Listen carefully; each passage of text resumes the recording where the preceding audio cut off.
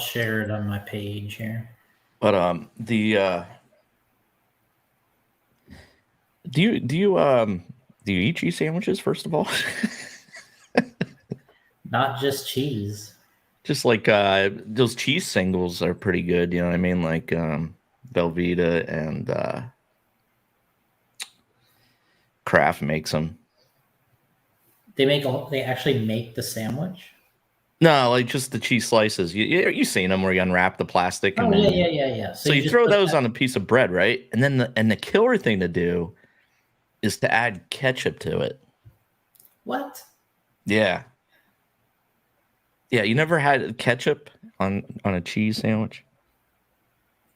No, I've never had ketchup purposely on anything. Oh, you're not a ketchup guy? I've never purposely had ketchup. I mean, I've had it by accident. By accident? Wow, this is great. Wait a minute now. Dang. This is amazing. So what do you get on a hamburger? I get the. I'll either get the meat and the bun only, or meat and cheese only. That's it. Wow. Nothing else on it? No No, mayo or anything? no. Wow, I'm learning something new here. Holy shit. This is crazy. So yeah, I guess maybe I'm the only one that's I don't know, maybe some viewers in the chat here will say they had a cheese sandwich with ketchup on it. That was the thing, especially when I was a kid, swim all in the summer, you'd be swimming and get out of the pool, get yourself a cheese sandwich with some ketchup on it. Wow. I mean, grilled cheese. I mean, is Yeah, it I'm a grilled cheese fan too. okay? I mean, grilled cheese is amazing, but Yeah. um, Yeah. AJ saying chicken nuggets and fries for dinner, Jason. that's what some of these boys like. That's for sure. Chicken nuggies, the dino nuggies. Jason likes dino nuggies. Yeah, they got to look like either dinosaurs or Transformers. Transformers. So what do you so you don't dip the chicken nuggets in anything? No, Wow. I mean every once in a while at Chick-fil-A, I'll get like their honey roasted barbecue sauce. I like that. Okay. And I think everybody was on that kick for a while, but it seems like everyone's switching to the Chick-fil-A sauce now. But Ah. I've never tried the Chick-fil-A sauce, only the honey roasted barbecue, which I think is pretty good. That's probably the best sauce The well, honey I've ever roasted. tried. I've ever tried, but I haven't tried a whole lot. So. You haven't tried the Chick-fil-A yet? No, no, no, not the Chick-fil-A sauce, No. Yeah. just their honey roasted barbecue. I'm not a big fan of Chick-fil-A. Is that wrong to say that? It is wrong. I mean, it's to me, I've been there, but I'm just like, what's so great about this? Like, I don't know. Tastes like something I had at school lunch at one time. Well, I mean, it's fast food. I mean, it's just to me it's the king of the fast foods. Alex Sturgeon checking in saying ketchup? Ketchup on cheese sandwiches? Is that what you're saying, Alex? By the way, Alex did the the going to the worlds. He did a road trip type video. Man, it was pretty awesome. He did a great job on it. I think I was like one of his guests during one of his videos. Yeah, I think he edited you out of it. Yeah, I mean, I don't blame him. Yeah, I wonder, like, I'm pretty impressed with these guys that do video, like, and especially with the ketchup on everything, Alex is saying.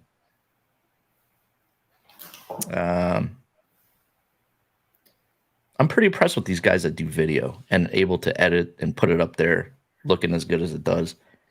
I just can't imagine ever doing that. Like, if I was ever to do video, it would just go straight right to the YouTube without editing. That's pretty much how I do the pod now. I don't even edit. But remember back in the day, I used to edit and take forever. And it's like, wow, I can't imagine doing that again. Like, I wouldn't want to do video editing. Like, yeah, we had Hannah checking in. She's yeah, you can see, Hannah's over here. See, right here. Say hi to Hannah. She's checking in, keeping up to date. We're going over a little bit we're going to talk about some of the world stuff. Hopefully We get some questions here. People tuning in and want to talk a little bit about the Worlds. I know it's only been a week or two, but still a big deal. And we gotta, we have to come back and do another race here at Hoosier this week. But obviously, a big event. We were there a long time. Hannah was a part of it. Alex Sturgeon was a part of it, and overall, it went pretty well. Dude, the coverage on that was amazing too. Yeah, I mean, I didn't really get a chance to watch a lot of it because we were obviously there, but a lot of people mentioned that they enjoyed it. Yeah. Cole saying he's with you. It's overrated. Oh, Yeah, he's with me. Chick-fil-A's overrated. He's talking with you. I bet you he's like one of the other chicken tender place guys. There's Canes. I bet you he's a Canes guy. Canes? Yeah. We'll see what he says. Alex is saying he brought his good camera, but hate the editing part. Yeah. Using my phone for everything is way easier and faster. Yeah. I can't imagine editing video. It's crazy. But yeah, if I was to film stuff, it'd just go straight up to YouTube. I've edited some video before, and it's not, I mean, none of this. Yeah, but these guys are doing cool things like fading in and out and doing all sorts of stuff. That's all part of that's all part of the program. I don't know, man. I was pretty impressed with Alex's road trip thing there. Well, he's the yeah. All right, John Bolton's saying, here we go. We'll just jump right. This is 257, by the way. Yeah, I knew it. You did? Canes. Okay. Canes. What's this now? Yeah. Yeah. So AJ says Canes, and then Cole comes right back and said Canes is the go-to. So I knew it. All right, Canes. Well, what is that? Only down south or something? No, they have them. They don't have them here. That's for sure. Yeah, they're all over. If they do, it's spelled with a K. It's the generic version of Canes. I mean, it's good. Canes is good, but I mean, well, where's there a Canes in your area? It's pretty close. I don't remember. AJ, he can tell us if there's one here or not.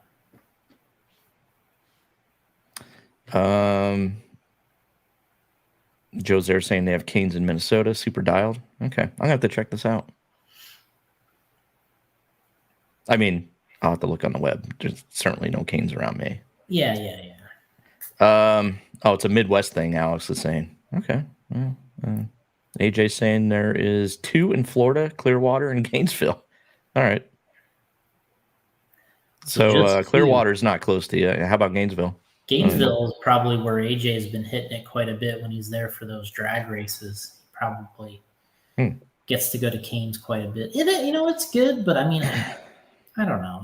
All right. Well, Rob Sturchill's saying that Canes is bland and straight boring.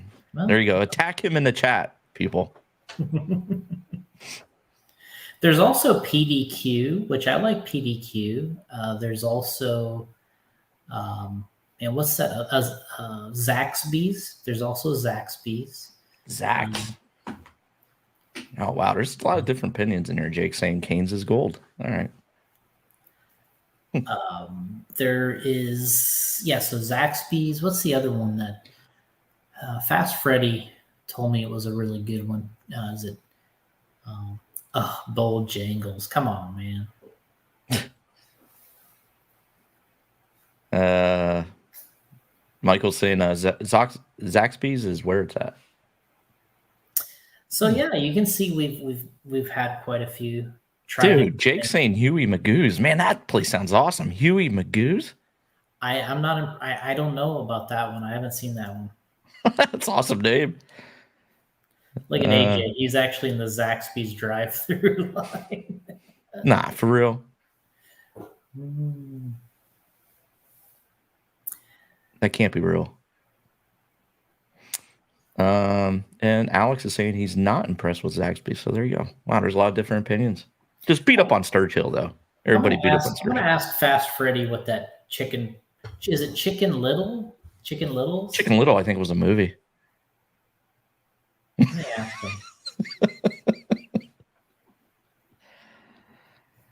Oh well, Adam Rails is saying Zaxby's for at least 2 meals this weekend.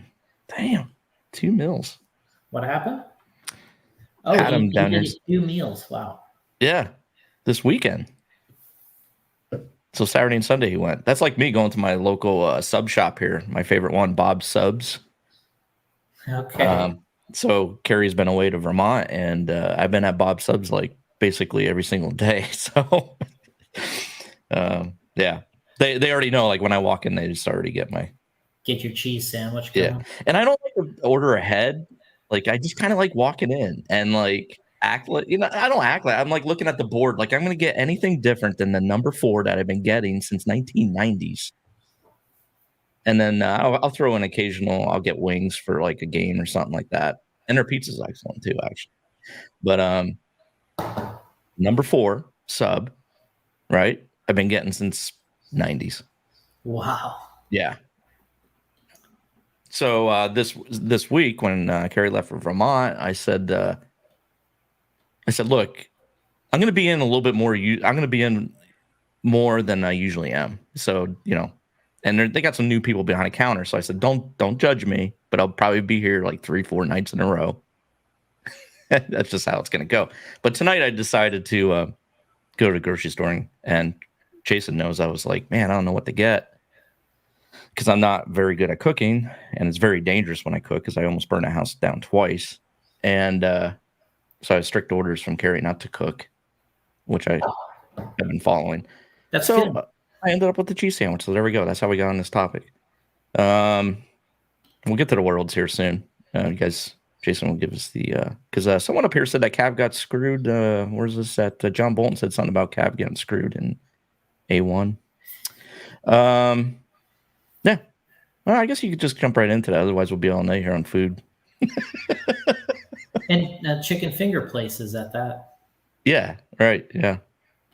We're making people hungry in the chat too. By the way, Jeff Storm saying he's hungry for chicken and wings now. So chicken wings and pizza. The world started with 4-wheel drive. Track was pretty fresh, really loose when the first drivers got out there. We had a full pit area of racers. The place was packed. I guess I could just play the video too. I forgot about that. We talked a little bit. We had a podcast while I was there. You should start with 4-wheel drive. Go to the 4-wheel drive. Oh yeah, all right. So we had a little podcast from actually the Airbnb we were staying at. I missed a little barbecue at Spencer's house that night to do the podcast. They were kind of disappointed in me. Oh wow, what a dedication, man! I didn't realize that. Well, I thought during the pod they were all at the some restaurant. They did, and then they went to Spencer's. God, we didn't podcast that long. I just don't think he wanted to go.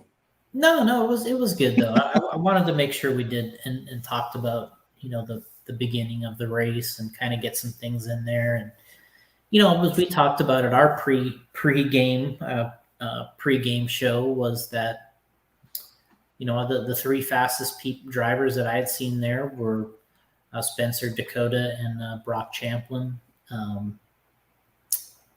Ironically, none of those guys won anything. So I guess it shows you how much weight you can put into some of the pre-race predictions. Obviously, I talked about Aiden Horn being sort of my 4th or 5th guy that I thought could break into the other 3 drivers there. Ungara was the X factor. I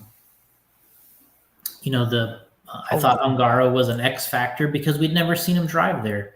He hadn't raced a lot of 10 scale. But obviously he was the big X factor because he came into 4-wheel. He came into 4-wheel drive here and really he kind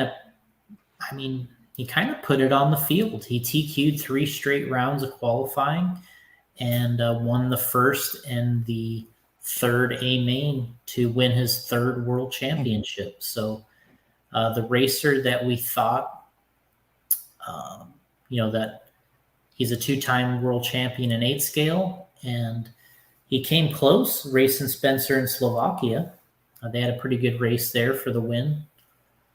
But, he came here to the Worlds at Hobby Action, and he was really quick from the get-go in 4-wheel. And, I really was impressed with his driving, his lines that he drives. He kind of has a driving style that is, I'm not going to say unique, but he's got the ultimate control of the car with precision and running the lines that are what you would choose as the ideal line. He doesn't have a lot of wasted movements with the car. He doesn't try to drive over his head. He's not out there trying to slide it everywhere and do all kinds of nonsense. And it seems like he's really precise with what he does with his driving, and it really paid off here in the 4-wheel class, especially. And he got some competition from Spencer right at the end, but I think that what ended up happening is Spencer just qualified too far back. Being in the 6th place on the grid was just a little too far back. To move up. You can see we're watching A1 here, while we're speaking, and, Davide's out front, and Spencer had to come through several drivers already just to get the third place here. And Davide's kind of holding off Michael Orlowski, who was also really good in this class. He finished 3rd overall. If there's a highlight of the whole weekend, was probably the A3 of 4-wheel drive. That kind of put everybody on notice that it was the Worlds, and they saw some top-level racing and driving from Spencer. And then in 2-wheel, we saw, it was a different kind of a race there in 2-wheel, but in 4-wheel, I think we really got we got people excited for 10 scale off-road with that race with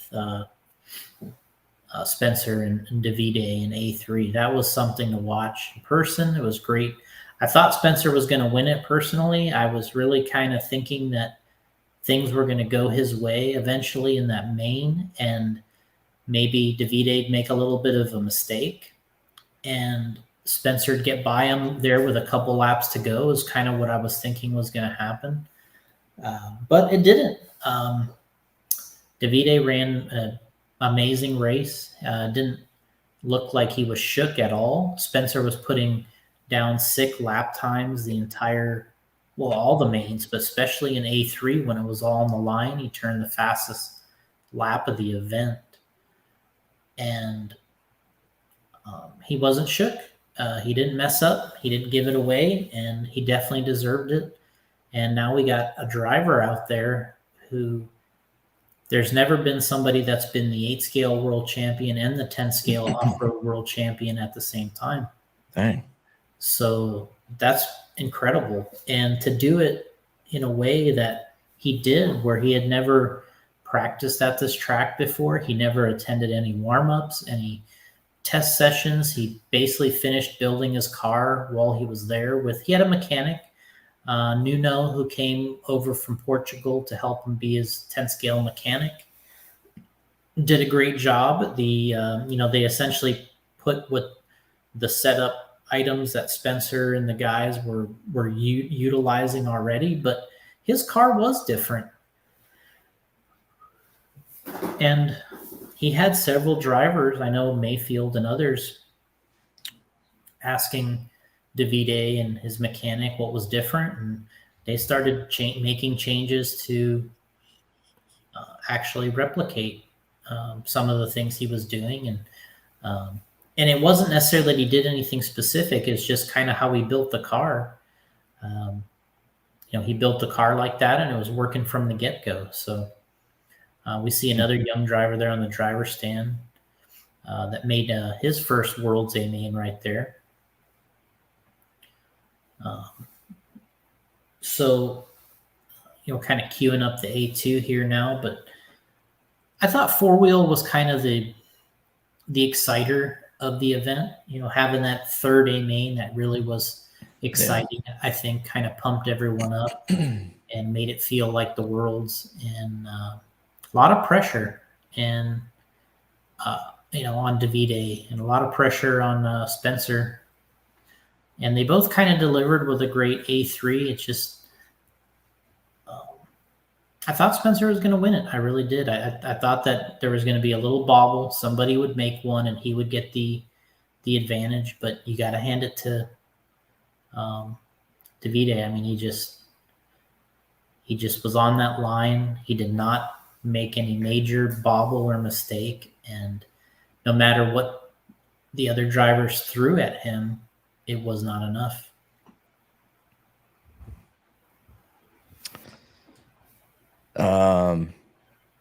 Alex is saying the pass on that Spencer made on Orlovsky's was Gonzo.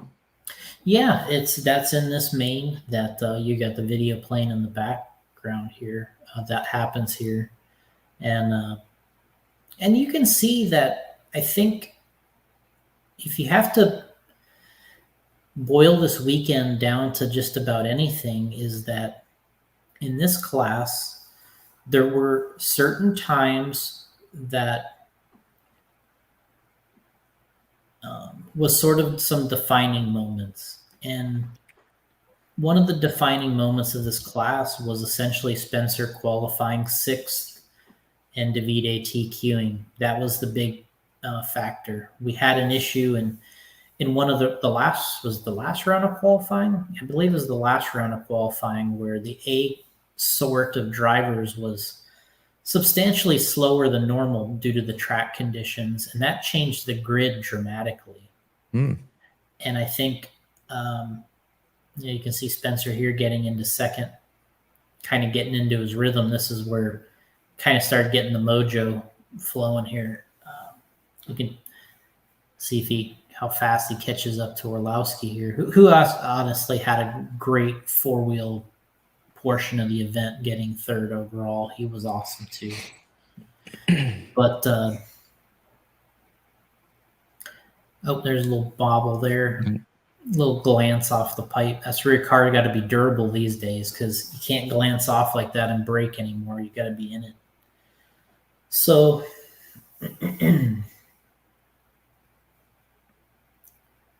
but yeah, the defining moment there, Spencer not qualifying quite as well as maybe he could have and should have. Given the last round of qualifying didn't do anybody in the A qualifier any favors. It was slow. Some drivers moved up much higher on the grid with that last round going the way it did. Obviously, they're great drivers too, but you could see come the mains, there was a little bit of a separation in who was who. And that was sort of the defining moment of that. And you can see here Spencer trying to catch Orlowski. And this is Davide here still in third. I mean, he's definitely in the hunt here, still right behind Spencer. So what's just as interesting about these races is that they're only 5 minutes. Yeah. And you think it would be longer. Well, just in today's day. Just seemed like it went too quick. Didn't give you enough time. I think that's part of what is disappointing is you kind of would like to see the guys race more. I don't know if, maybe I just, maybe it's a 3 of 5 A main would be more fun. What? Maybe if you had 5 A mains instead of 3 A mains to determine the overall winner. Wow. So you didn't. That's crazy. Yeah.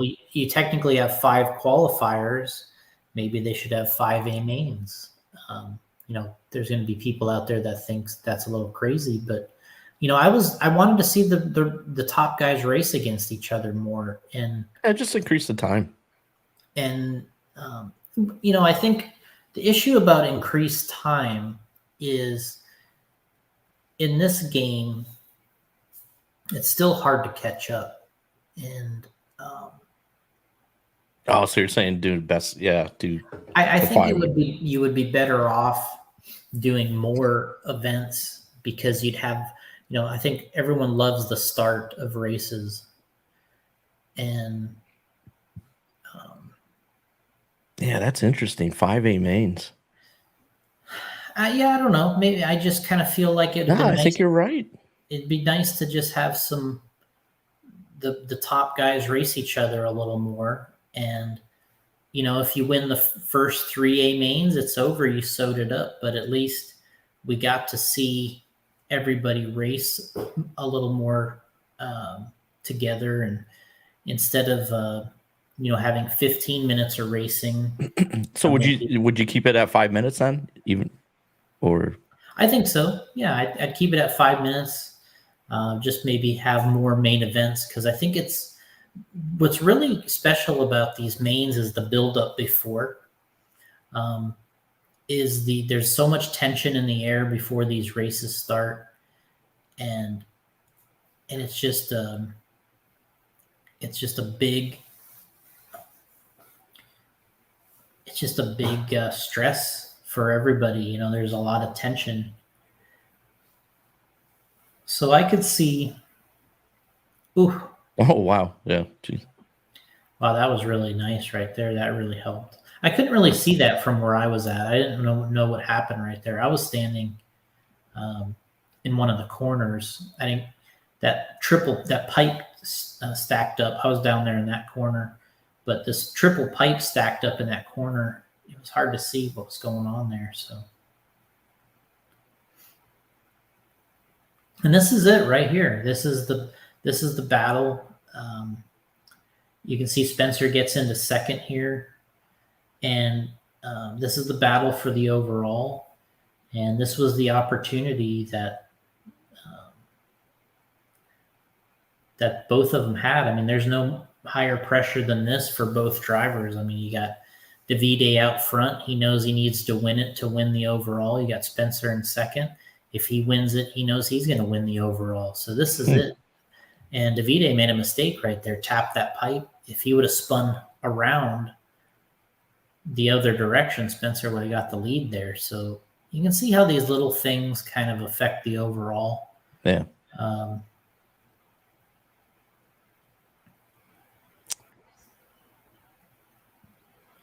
I mean, what they used to do in the old days is we used to everybody got a practice main, and they only ran a practice main for the A main now. But back in the old days, we all got practice mains.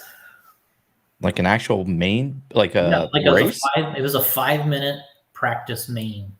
Yeah. Which was, I mean, today what you would do is you would have 2 mains. So yeah, I guess what I would propose here is five mains for the A main and 2 for all other mains. And then they would use a point system for the 2 mains for all the other heats. So wait, what? 5 A mains. 5 A mains, and then everybody else would get 2 A mains.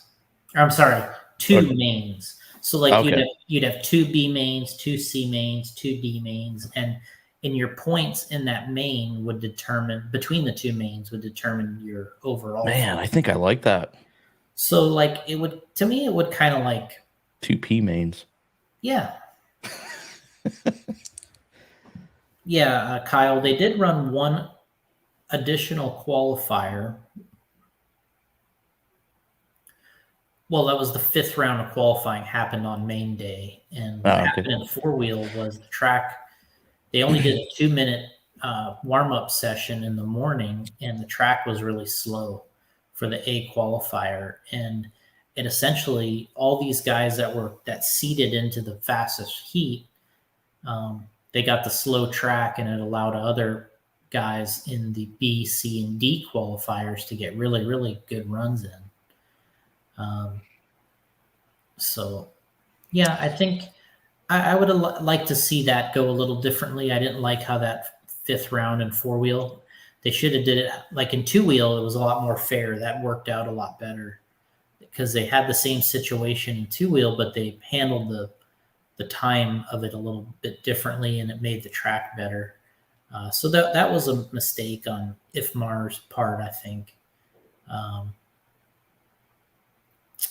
But not really knowing. They made the adjustment for two wheel, which was great. But I think in general, that was unfortunate. But yeah, maybe the opportunity to see these drivers race each other a little bit more, having maybe 5 mains, and then. Yeah. I mean, it seems a little ridiculous, but no, it doesn't. I think I like that. But because you when I have was more. watching it, I'm like, I wish this was longer. Because like to me, 5 minutes wasn't enough. I think I even texted you. I'm like, dude, can't the batteries go a lot longer than this? Yeah, they can, but yeah, you can see here that's the overall, the done deal right there. Tom Bishop is saying 1 less qualifier and 5 means would make it more interesting. 1 less qualifier and 5 mains would make it more interesting. The last qualifier where they inverted the sort didn't really help anyone in the A main. So I don't know. I guess it's something, that that can be thought about and get a little bit more, because today it's all about having these. Today we have so much live coverage. We have so many live feeds, and I kind of feel like everybody wants more, right? Like what happened in A3, a four wheel, you want more of that. Yeah.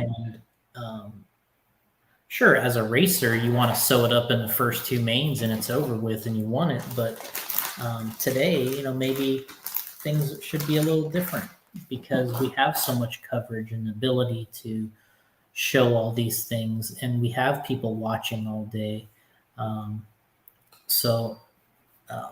Yeah, it'd be pretty fun. Good luck getting that through IFMAR though. Yeah, I don't know. I just thought of it today while we were watching because we had such a great A3, it made you want to see more. Right. Potentially what you would have had was, if we say we had 2 more mains, now we would have had Davide would have won A1, Spencer won A2, Davide won A3, and then technically we'd still have 2 more mains left in this system. And then, so that 4th A main would have been, can Davide win his 3rd main and be done? Or can we get a different finish? And then it goes to a 5th A main to decide everything, and all kinds of combinations are possible. Fantastic idea. I'm glad I thought of it. Yeah, you're welcome. I love it.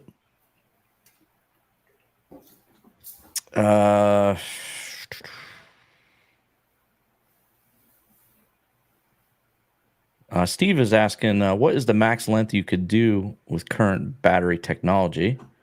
I like the idea of more mains than longer, unless the batteries would last a lot longer.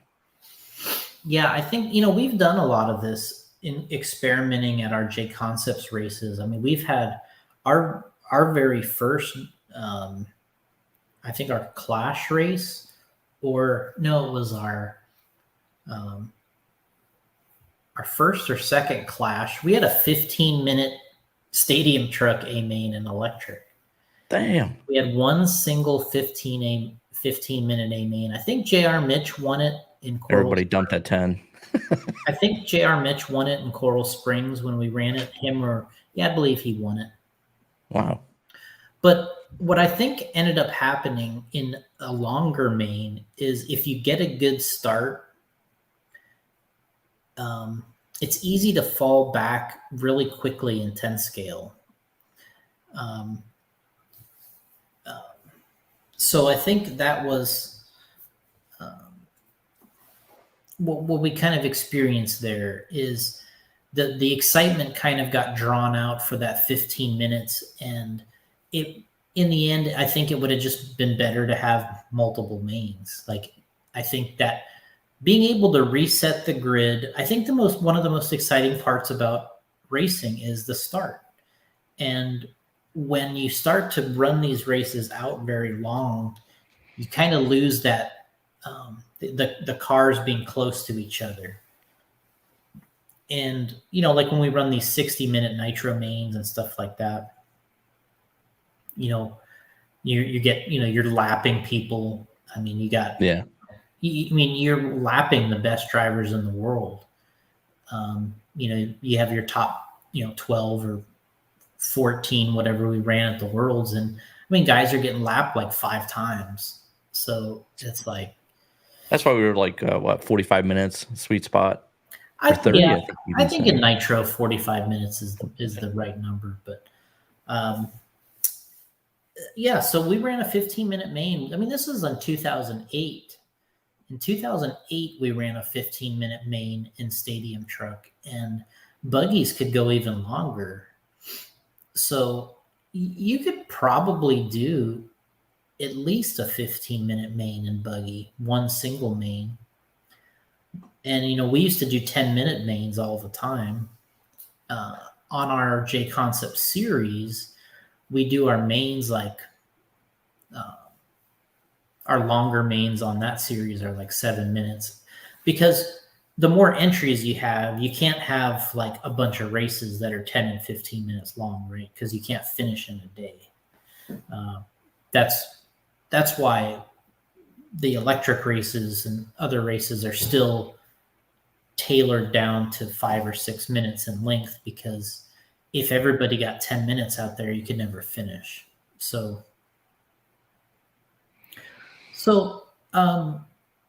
yeah, I mean, when they introduced the first time they introduced triple A mains to me at the Winter Champs. This was in 1993 or two. 92. I think 92 was the first year I saw them have triple mains, and um, 93 might have been when that's when I participated in one. So the first Yeah. time I participated in triple mains was 93.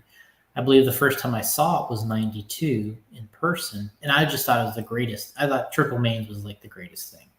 Yeah. Because you want the opportunity to um, do it over a course of several mains. I think um,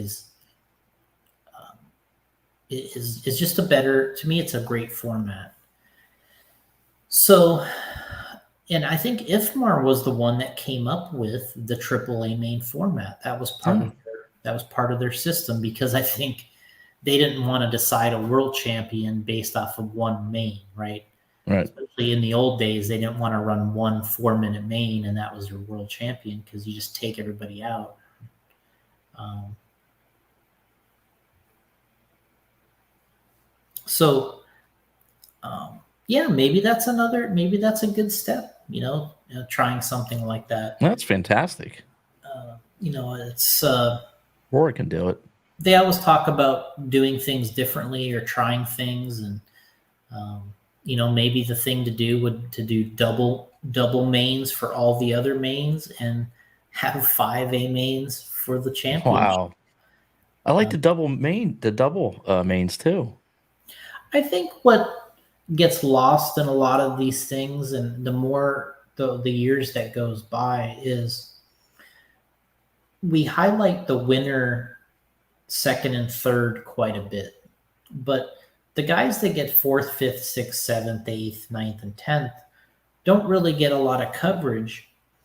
But I think those positions are still fantastic results, and maybe being able to battle throughout more main events could give you the opportunity to make sixth place mean a little bit more, because you it really should mean more. You're at the Worlds. It's still special to be in the top 10. and we really care about the three guys that are up top. But I think when you're out there, you would still rather get fifth. You'd still rather get fifth than seventh. So, um, man, I don't know. Like, I wonder back in the day if there was double P mains, I would have won the P main. Well, It's been interesting. You could have won it on points. Yeah. Huh. Alex is saying nobody cares about the 63rd place guy. Is that what he got? Man, that's pretty damn good, right? Is that what he got? 63rd? Because I saw guys mentioning they were trying to get in the top 100. Is that right? Sounds right. I mean, there was 100. 63. I mean, if that's what Alex finished, man, props to you, bro. I think there was. What was the number? Yeah, 4-wheel drive. 140 something. All right. I think there was 140 something drivers. Well, congrats to you, Alex. That's pretty damn impressive. Chris is saying Joel would have won every world championship with 5 A mains. Absolutely. Got that right. We got to talk about the Joel car later on. Remind me to get to that before we log off. I think there's going to be some people that listen to this and say, like, well, how many mains should we have? Why not make it 7 mains? Why is no 5? I like 5. Like, when NBA switched that first round from 5 to 7. Yeah, everybody was kind of furious about that. Yeah, it doesn't need to be 7 games. It doesn't need to be 7. Absolutely. Yeah, they all should be 5, and I think that's perfect for this. Like, I can't believe I didn't think. Well, actually, I did. I forgot. I did think of this. Sorry. I'll take the credit for it. I'll have to start emailing Ifmar and Roar. Yeah, get that in on my behalf, please.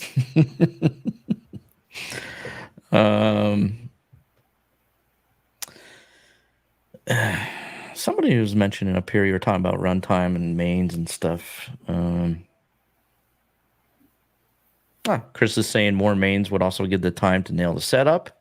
If they are out to lunch in those long mains, may as well just park it. And I think what he just said is kind of what I'm stating, is that in today's media, with the live coverage and all the time that we spend there, I mean, we're there 10 days. And I'm kind of thinking that just from a spectator and an online coverage standpoint, having more feature mains to me just makes sense, because that's what everyone wants to watch, are those A finals. And I think just from that standpoint, it would be nicer. I mean, hell, they're already running a practice main. So that's already, you're basically doing 4 mains together. Why don't you run one more and make them all count? Yeah. So no, there's Kirby Hand checking in. Maybe he has some thoughts on 5A mains. I think that's probably why he jumped in here quick. So what up? What's going on, Kirby? What's going on, sir? Not much. What are we doing? Watching TV here, I see. Yeah, we're watching TV. Got the Simpsons on. So were you listening to the pod at all? Or watching, I mean? Always. No. Okay, well, that's why I thought maybe you jumped in with the 5A main discussion. I just, as I was getting ready to come in here, I was checking out my headphones, so I heard maybe the last 2 minutes. Oh, all right. Discussing number of A mains. You pretty much got the gist of it. Yep. So what do you think? Increasing these 3 A mains to 5? For what? The Worlds? Yeah, for the Worlds. What is it now? I don't even know. It's 3 mains. 3 and they're 5 minutes. Like, it just wasn't long enough. Oh, it's only 5 minutes. Yeah. What is this, the 80s? Yeah. I had no idea it was 5 minutes. No, they could do 3 A mains, make them like 8 minutes. Well, that's a little bit of a discussion we're having in the chat. Some people are saying increase the time, and others are saying more mains. So I like the 5 main idea. How many qualifiers are there? Is it still like 9? It's 5. It's 5 qualifiers. Did there used to be like way more than that? It seems. In my day there was 6. Okay, I was like, holy shit! Still going with qualifying. What is this all about? I've never been Yeah. to one. I just remember there was a lot. Yeah, in my day there was 6, but they went because it was a true 2 weeks. The event used to be 2 weeks in length, and they shortened the event. And in order to do that, they took out a qualifier Gotcha. from each and shrunk some things down and made the event take place over essentially 10 days instead of 2 weeks. And Gotcha. I think that was probably about right. But I just kind of, with all the coverage we have today, live footage, and I mean, they're covering practice, all day long. And it's a lot of footage, a lot of stuff to watch. Yeah. So to me, I'm kind of thinking it's like, well, maybe we would need we have more feature main events to watch because we have so much coverage today. It just makes a little more sense visually.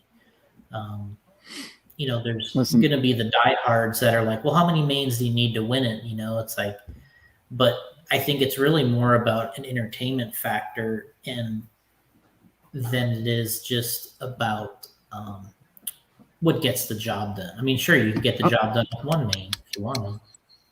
I'm going the other way here. 1 4-minute main, and that's it. Yeah. Listen, that'd be the first. If you're going to keep them 5 minutes, I would say yes. Bump up the number of mains. Yeah. I tell you what, man. When we used to run one, you can do AAA mains. Just make them longer. That's my bad. When you did lagging or some shit. Back in the day. That's your internet. Back in the day when you used to have just one single A main, it made that really intense. That's for sure. Oh man. Do or die, literally. Yeah. Don't have a bad start or you're done. Yeah. So it's interesting, but I proved that wrong a few times. Yeah, like we got Alex kind of adding a wild card in here. If A3 or 4-wheel was all of a sudden 6 minutes, and yeah, you never know what could happen. That's I guess when I was drawing it up would have been okay. So Davide won A1, Spencer wins A2, Davide ends up winning A3. So now it's like you got 2 mains. Can you win one more, or can the other guy come back? And to me, the other 2 mains, it also can change your podium. It gives you a little more to race for because. And I think, as silly as this sounds, maybe I used to be against this idea, but extending out your podium a little bit, maybe. So you have 5 people on the podium and you have long. So you have 5 mains, 5 people on the podium. Traditionally the podium is 3 people. I think that's the whole idea. But, you go to 5 people because I think we highlight these top 3 guys so much, but it really is remarkable to be 5th place in the world as well. So it kind of sucks when you're in the main and you're like 4th or 5th and you don't really get to be a part of it. You're like, that guy's lap traffic. No, but like cycling podium is 5. Well, there you go. Wow. Yeah. Man, we're really shaking up the RC world tonight. It was funny as I like that. That because you know what? No, that's never been done before in RC. Make it a 5-man podium. Fuck it. Yeah, that's a cool idea. Yeah. And I'm claiming that's my idea. Thank you. Oh, all right. You claim that. I claim the 5A mains, and Jason came up with nothing. So, as usual. Thanks, so, guys. how long would you make the mains then? Keep them at 5. I still would have 5 minutes. Okay. Yeah, really? And the other thing I was right. going to say, I don't know if you heard this, Kirby, is if you're in the B, C, whatever main, you have 2 mains, and they both count, and it's points for them as well. So in the B main, you have to you run both mains, and it's a combine of your finishes. Right. Yep. That's how like outdoor motocross is. It's 2 mains. Yeah, there you go. There we go. Just solving the world's problems right here, What else? Man, we really are, dude. This is amazing. This is a historic episode. Good thing I showed up. Only 49. We're only 49 minutes in, and we've already. We already shook the RC world to its core. Many minutes? how many minutes? JJ? 49 minutes into this podcast, we've already got it all done. Go Niners. Oh yeah, you got the hat on. Congrats on your 3-0 start. Yep. Yeah. It's looking good, boys. Lots of season left though. Tom Bishop is saying combine your times, not places. Nah, we don't like that. Yeah, as if places math wasn't hard enough. Now we're gonna go math on times.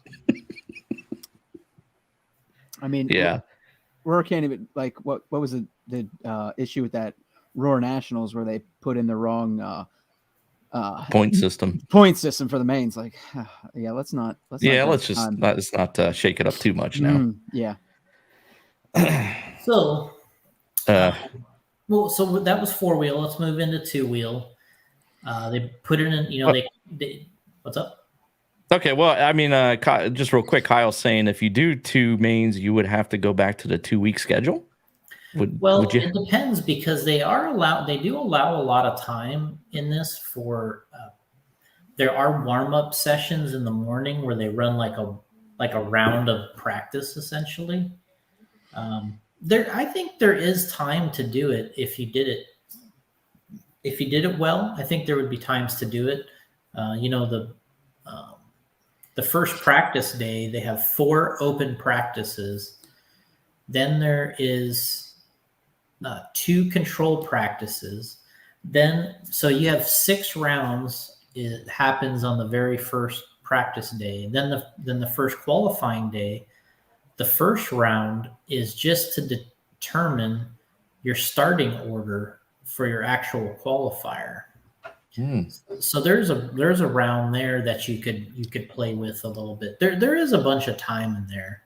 Let me ask you this: how far back do the mains go at the Worlds? There was about 140 something drivers, I believe. So what is that? Well, there was 15 races or 14 races.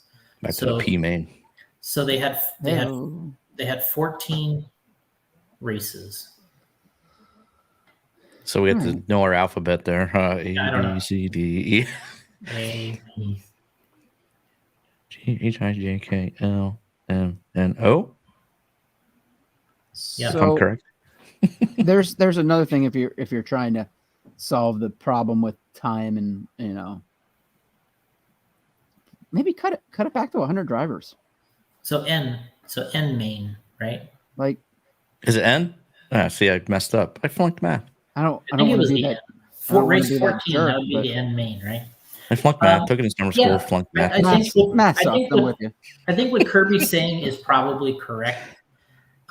The amount of drivers, it's traditionally 150. That's what they allow for is 15 heats, 150 drivers. But depending on where these races are, right, you're gonna have, they may not get 100. Lots of participation or very little. Yeah, so I think from a competition standpoint, it's diluted with 150 people. Like, it is, yeah. But the thing that it's about is about the money, right? So yes, it's cash grab. I think there's the more entries you have, the more opportunity you have to gain a little bit more money for the event, which I'm fine with. But there might be a different way you could do that. But certainly when you look at the results here and you look down the standings, the race is a lot deeper than it needs to be. I mean, there's really, once you get past about 50 or 60, it drops off tremendously. Right. Like, and when you actually look at the fastest guys compared to guys even in like the D main, there's a big difference. I was going to say, what's the laps, like how far back are these guys? Like, yeah, I mean, I bet it's back all the way back is like probably 3. Pretty crazy. Yeah. How much? A lot of people go for the experience. They're not there for the right. They just want to do it, which is cool. That is cool. I agree. But yeah, like the question is just if you went to 100 entries, you would probably have to charge more just to get the same amount. But And there's my question: Steve how Richter much saying here, is entry? the entry fee is $450 for both classes. What? Wait, for Yeah. both classes. Wow. Both classes, yeah. For one class, it's 400, and for both is 450. What a good deal! Yeah. Oh, Actually, man, that's I some had crazy no math idea. there. Was that always the case? Like 20 years ago, what was it, Jason? I think it was around 300. $20. No, I think it was. I want to say when Mike Reedy used to sign us up, it was around $300 for both classes. I want to say. Okay, $450. Yeah, Damn, for back then, that's a lot. that is. Yeah. But also at the same time, no, that definitely does. Jason Santos here saying That doesn't include the tires. No, that doesn't include the tires. Triple it. How much did the tires cost? Well, I think I figured out. By the way, think I figured Scandinavian swimmers in the house. Yeah, we probably need to get to that at some point. What's that? It's a knockoff of the Swedish fishes. Yeah. Jason had them at the World, so I went on Amazon and bought them to try them out. And they're actually pretty good, I'll be honest with you. Yeah, we had Tom Bishop. Yeah. Are they shaped like fish? They're shaped like firm? lobsters, Oh. and here's like you probably can't see That's a dick. I'll tell you, watch your language on this That's podcast. a lobster. This is minivan friendly podcast. That's a lobster. Not when I'm here. Kirby, that's a lobster. Like Lobster. Yeah, I'm sorry, a lobster. And then there is like a dolphin. lobster. There's a dolphin. Mm-hmm. Looks like Tua. Mm-hmm. They're pretty good. Anyway, what were we talking about? Tires. How much were the tires? Let me see. I want to, Alex just said they were $20 a pair. Break it down. $20 a pair. How many did you need? And I think That's my next question. with the shortage. Oh boy, shortage. Jesus. There was a shortage of tires, so I think they only had. I want to say they only ended up having 4 or 5 complete sets for 4-wheel drive. So Jesus, for a world championships, that sounds real light. So you had so it's 10 pairs. So for one class, for the whole weekend, everything. Yeah, so 10. Yeah, they didn't wear them down much. So it was $200 for. I think you ended up about $200 for your tires for 4-wheel, and then a little bit more for 2-wheel because they had. Well, there you go. Alex spent $400 for both events, so he, and $400 total. Yeah, he spent $400 total. Initially, I was thinking it was going to be $800 if you wanted to run new tires every run. But as it turned out, I don't think they had enough for that. So I don't know what that means. Scotty's eating bachelorette candy. So, like bachelorette parties, they have like gummy dicks. Oh, okay. That's what he's saying. Yeah. Oh, gotcha. All right. Well, Jason ate them too, just so you know. I wonder how well known is the whole, hey, there was a tire shortage at the Worlds. Well, was that put out there? Oh, okay. It was a huge deal when it was happening. Yeah, like people just couldn't even imagine. People just couldn't get enough of it online. I think no. I think the drivers themselves at the race were a little upset until they started coming up with some pretty good options. Everyone kind of got together and came up with some pretty good options. The options were, I'm using the tires I brought with me. And in the end, it worked out fine. I mean, you see, we got that A3 between Spencer and Ungaro, and they only had 4 or 5 sets of tires for the complete event, and it seemed to look okay. I guess. Right. I imagine it'd be a lot more trouble if the track would require treaded tires, huh? Well, you would use a lot more tires if you had to use new ones every run.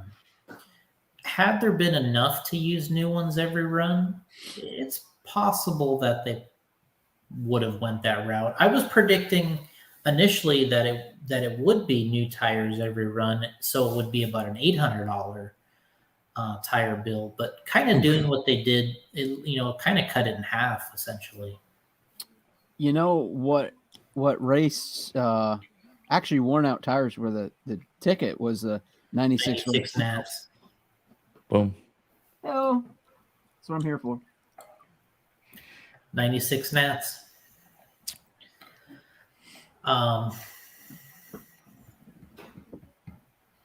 So they cut it in half and doubled it. All right. Exactly. Square root. It would have been funny. It would have been funny if you took away half the tires you're allowed to use, but charged twice as much.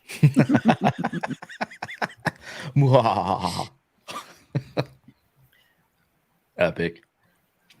All right. Well, Kyle wants to jump into the 2-wheel drive portion. Kyle's trying to move the show along. Hey, knock it off, Kyle.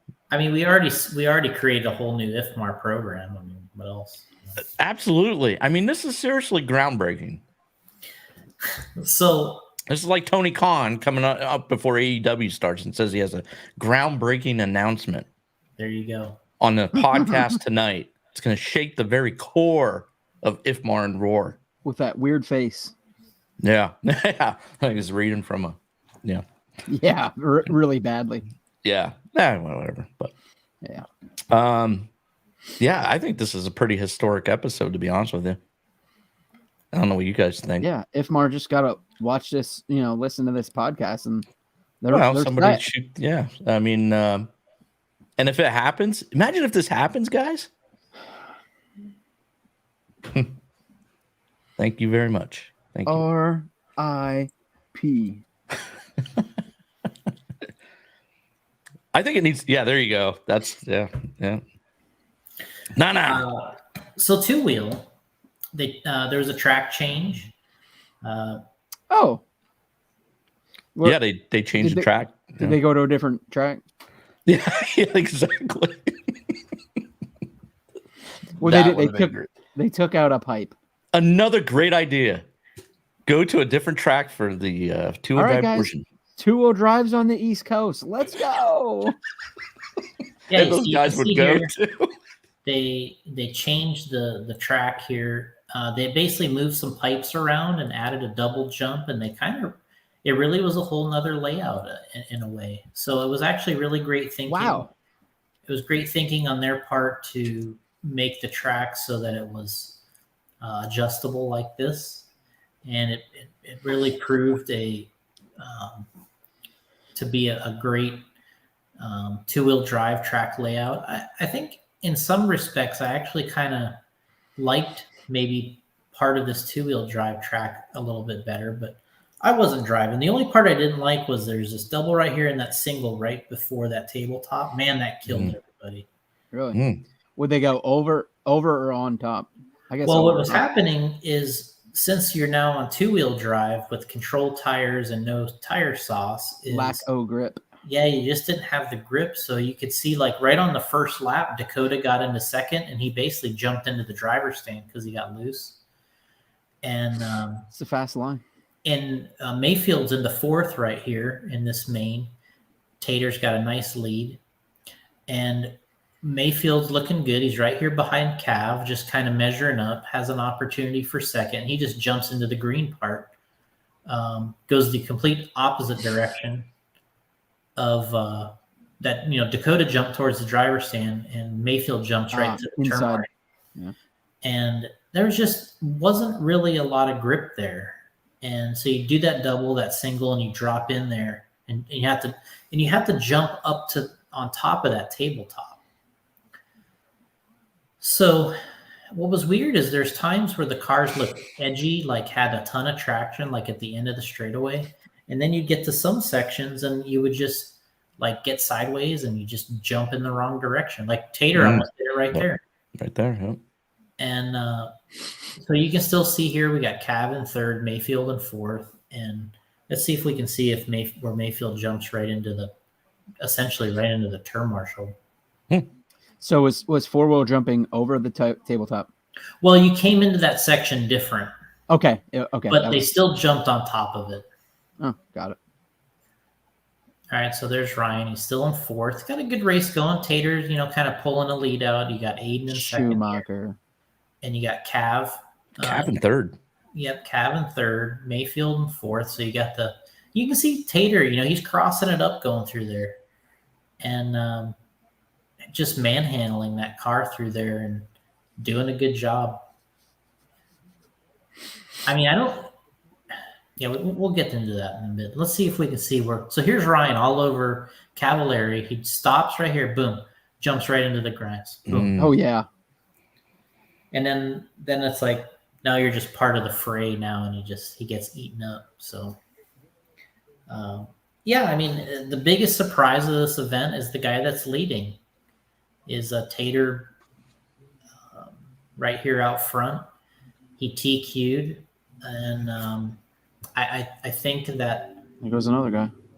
yeah, just jumping all over the place. And here's Tater in the corner. Oh, And the turn marshal didn't see him because I don't know if Gotti wanted to back up there a little bit, but because he had a good lead. yeah, what happened is that turn marshal was doing all the chaos that was going on the other side. On the other side, that yeah. And he didn't see it. Tater, you're gonna break the podcast, Gotti. Don't do it. So here's the chaos going. He's marshaling that. There he goes, red shirt. Boom. Yep. How does he mess up there? Seems like an odd place though. I think it just got loose and it just went right into the pipe. Maybe glitched. Maybe it was a glitch. Yeah. So you can see here now. Here's Aiden in second. This is the battle for the the win and A1 at the Worlds, and let's see if see what happens. You can see Tater's already pulling away from him. I mean, look at that through this section. He's just pulling away. But look who's in third. Cav. The old man. The shoey. Right here, I'm watching this race going, what if Tater makes a mistake? Cav. Aiden just ends up driving into him, and Cav goes around and wins the first main. Oh, this is where they kind of blame that on Cavallari, which I didn't really think. So that was okay. Was that the stop and go? Yeah, that was the situation. They give him the stop and go. He stops. That's bullshit, dude. Yeah. Who made that decision? Because they're an idiot. Sorry. That was. Oh my god. So there's where you let him go back by, but that's so shit. Yeah, can I watch that again? I wonder if what's funny is Alex brings up Pudge Luck. He didn't have the Pudge Luck there. Oh, maybe he was thinking that he would get like what I was saying, he would get the Pudge Luck. Yeah, that's what I was thinking. I don't know where did Cav finish overall then? He got 5th overall. Oh man, he would have been on a podium if it was if we had any say in it. Going with the 5 podium. Yeah. Yeah, 5-man podium. It's right here, right? Or I don't know. Maybe I went too far. Oh, I just continue watching them. Oh, there's some hits there. What about that? Cav was getting bumped in the back there. Yeah, maybe the race is over here, or this is right to the finish line. The race is over. I think. I guess I didn't go back at all. All right. Or did I go too far? No, I didn't. No, you're into A2 now. Yeah. All right. Yeah, the big surprise. Tater just kind of. Oh, Larry Tom checking in here. He's the one that basically ran the event. Yeah, he had. He hosted it for sure. He had a great banquet too. Whoops, sorry, talking shit. Yeah, the banquet was cool. They had it live on the mod media. Yeah, one of the best banquets I've been to. Was it looked really cool. Yeah, it reminded me of the RC car action banquets. Oh, look at that! You see Tater? Go back. Go back! It's not easy to do. You're gonna break the internet. Dang it! Oh, he already went too far. Seriously? I don't know. Oh. So here's the start. Watch Tater in front. All right, where's Tater? So there we go. Comes out double, single. Watch right here. Ooh. Oh. Yeah, that's a little. I mean, almost. He was an inch away from complete devastation right there. And Yeah. now look at the lead he has. And he runs a fantastic main here. This is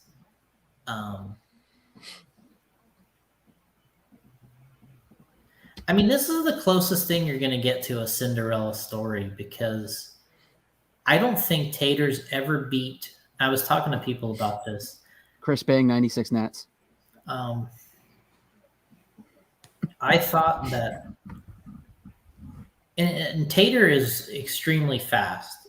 Every track we go to, every race, we just ran an E Nationals where he got second in E Truggy. He was very, very quick. But I'm sure you could count on one hand how many times he's beat any of these guys separately. I'm sure you could count on one hand how many times he's beat Dakota, Spencer. Mayfield. But this is the first time I've ever seen him beat them all together. And to put that together at the Worlds, what kind of timing? It's unbelievable. It has to be one of the biggest surprises I've ever seen at an event like this. Now, granted, I was there when Cavallari won his first Worlds. I was there when Spencer won his first Worlds. But they also didn't TQ. Those two guys didn't TQ. And I think that, especially Cavallari, I think there was a little bit more force behind what you could see coming, right? And even Spencer, to some respects, he qualified third, I think, at his first Worlds. He ended up winning. But to TQ this, and then to essentially, Spencer had a great start here. He had made a mistake right there. That was probably the race. That was the event right there. And to hold this main off for Tater, and if you look at his lap times, he wasn't. He was also the fastest, which seems very simple to say, that the guy that TQ'd and won was the fastest, but you'll see many times. What you'll see many times is you'll see somebody else in the main that had the faster laps, or maybe they had the better top five, but he was also the fastest. So it was clearly his time, his moment. I know the talk amongst the better drivers was they really thought that the three best, we could probably make it, three best cars. I think the three best cars, everybody thought, here's a mistake right there. He hit that triple pipe. That's big. But he didn't flip, right? He got it back on the wheels. So I think what I was saying is, what was I saying? I don't know. I wasn't paying attention. What I was saying is, amongst the racers, they were talking about the Losi car being very, very good on this track. So were there other Losi cars that were like, oh yeah, that thing's, I test that's better than this other car? Brendan Schimmel had one of the other better cars. He was in the main here also. I want to say that out of the racers out there, they thought Brennan and Tater probably had the best two cars in the race. The other guy's car that looked really, really good was Jorn Newman, who didn't make the A main. He was in the B main. Okay. His car looked really good. Losi? No, he was running a S-Works Durango. Oh, no, Durango. He was running an wow. S-Works. He did run for Durango. He was running an S-Works car, but Sworks. Truth be known, it had about 75% associated parts on it. So. What? Oh my 75%. Lord, the secret's out. Jesus. I think those were the best 3 cars, though. I think the best 3 cars were Tater, Brennan Schimmel, and Jorn Newman. I think those What were was the best. Tater running? And as Alex just I mean, I know pointed out- TLR, but was it like some kind of new prototype car or something? hold on a second. What? He's got a call. Oh, No. What were you saying about the car? was he running some kind of special car? The Losi car? Yeah. Was it? No, it wasn't really anything special. I mean, was it one that you could buy right now? Double X. Well, you could buy the car. You could CR. buy the car and add some parts to it and build his car. Gotcha. Because I thought I saw something. Guys in the chat talking about Losi had some kind of stuff going on with the cars. Well, they were using associated caster blocks and steering blocks. Oh, that's right. Yeah, man, Associated. Yeah, they had associated parts on the front. The one car is 75% Associated. Losi's got what, 5%, 10? Yeah, I don't. It was more like it was probably more like 0.1%. Wow, so Associated could take a win there. I saw someone say that in the chat. They were just like, "Oh, so Associated wins again?" Yeah, they should run. Like, well, they should run with that. Run an ad in car action. Like, do people still do that? I'm like, what is there? On an RC car like that, there's probably they changed their Facebook banner. Say there's 50 parts. Say there's 50 parts on an RC car, and you got 2.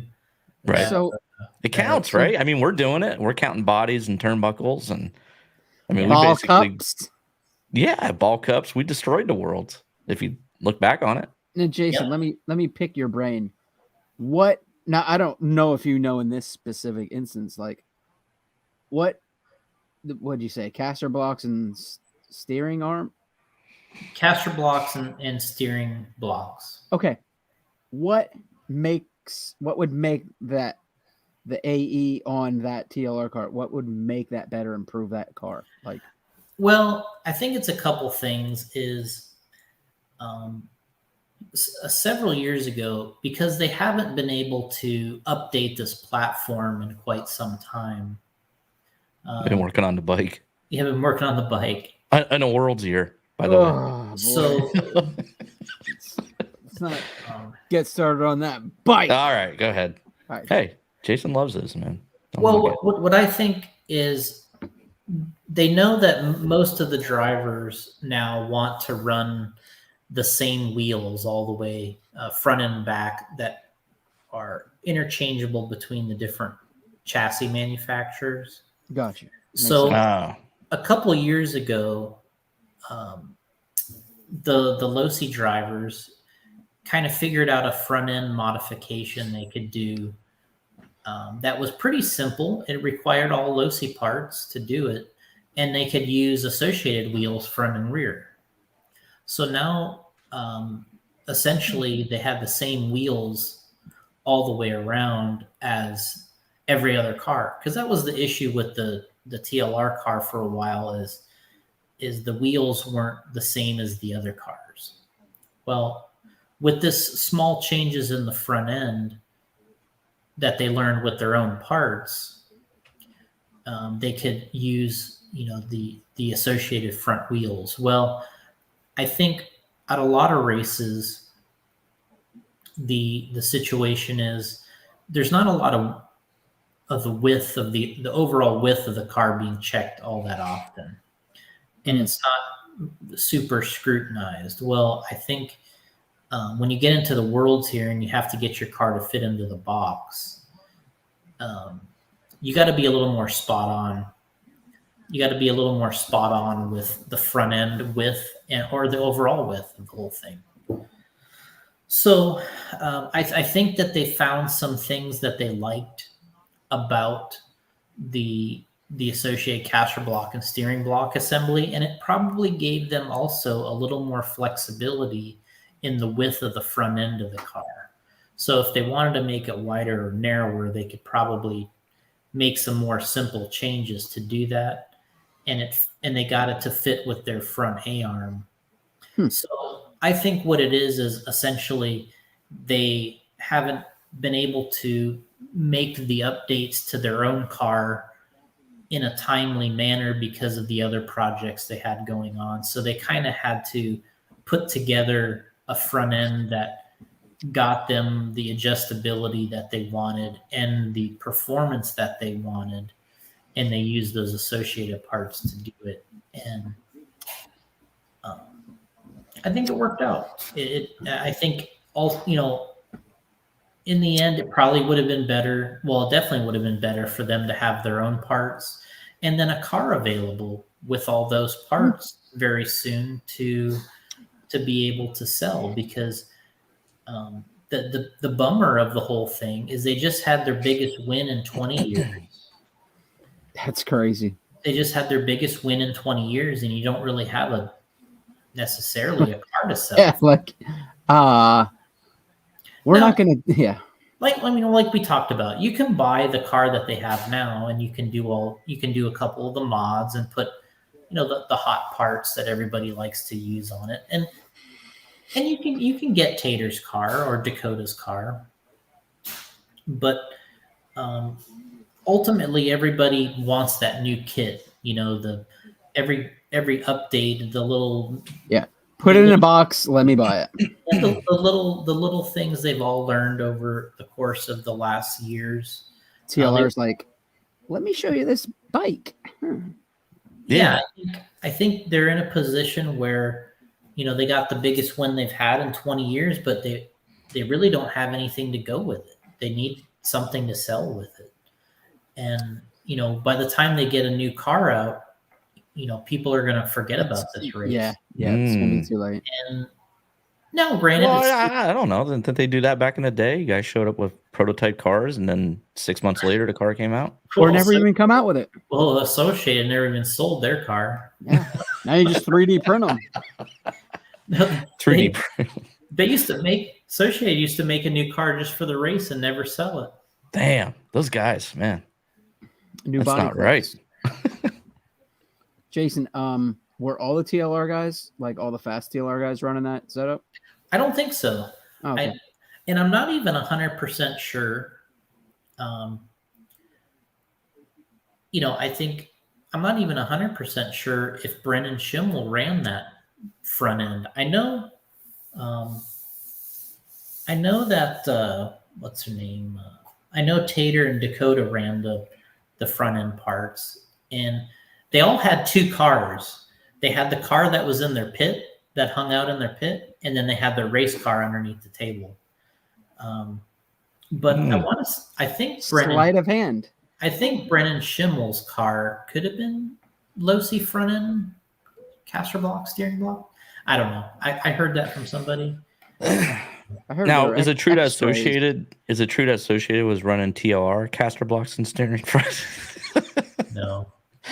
That would have been awesome, right? How weird would that have been? Oh, you guys are running our front end? We're running yours. Oh, man. The biggest mystery of the race was that Tater's car and Brennan Schimmel's car were so good, and Dakota could not get his car to compete on the level of his two other teammates. That's wild. Man, teammates not sharing info. They were working hard on Dakota's car too. They tried everything. Like they did it. If there was everything to do, they did it twice because they were trying so hard to get Dakota's car to be that, to be better. And it just wasn't. It just wasn't his weekend at all across the board. It was pretty disappointing for him. Did he try a rear motor? He probably would have went just as fast. And that's not. That's saying a lot for him. What he would be able to do with it, because what he did do was pretty amazing considering.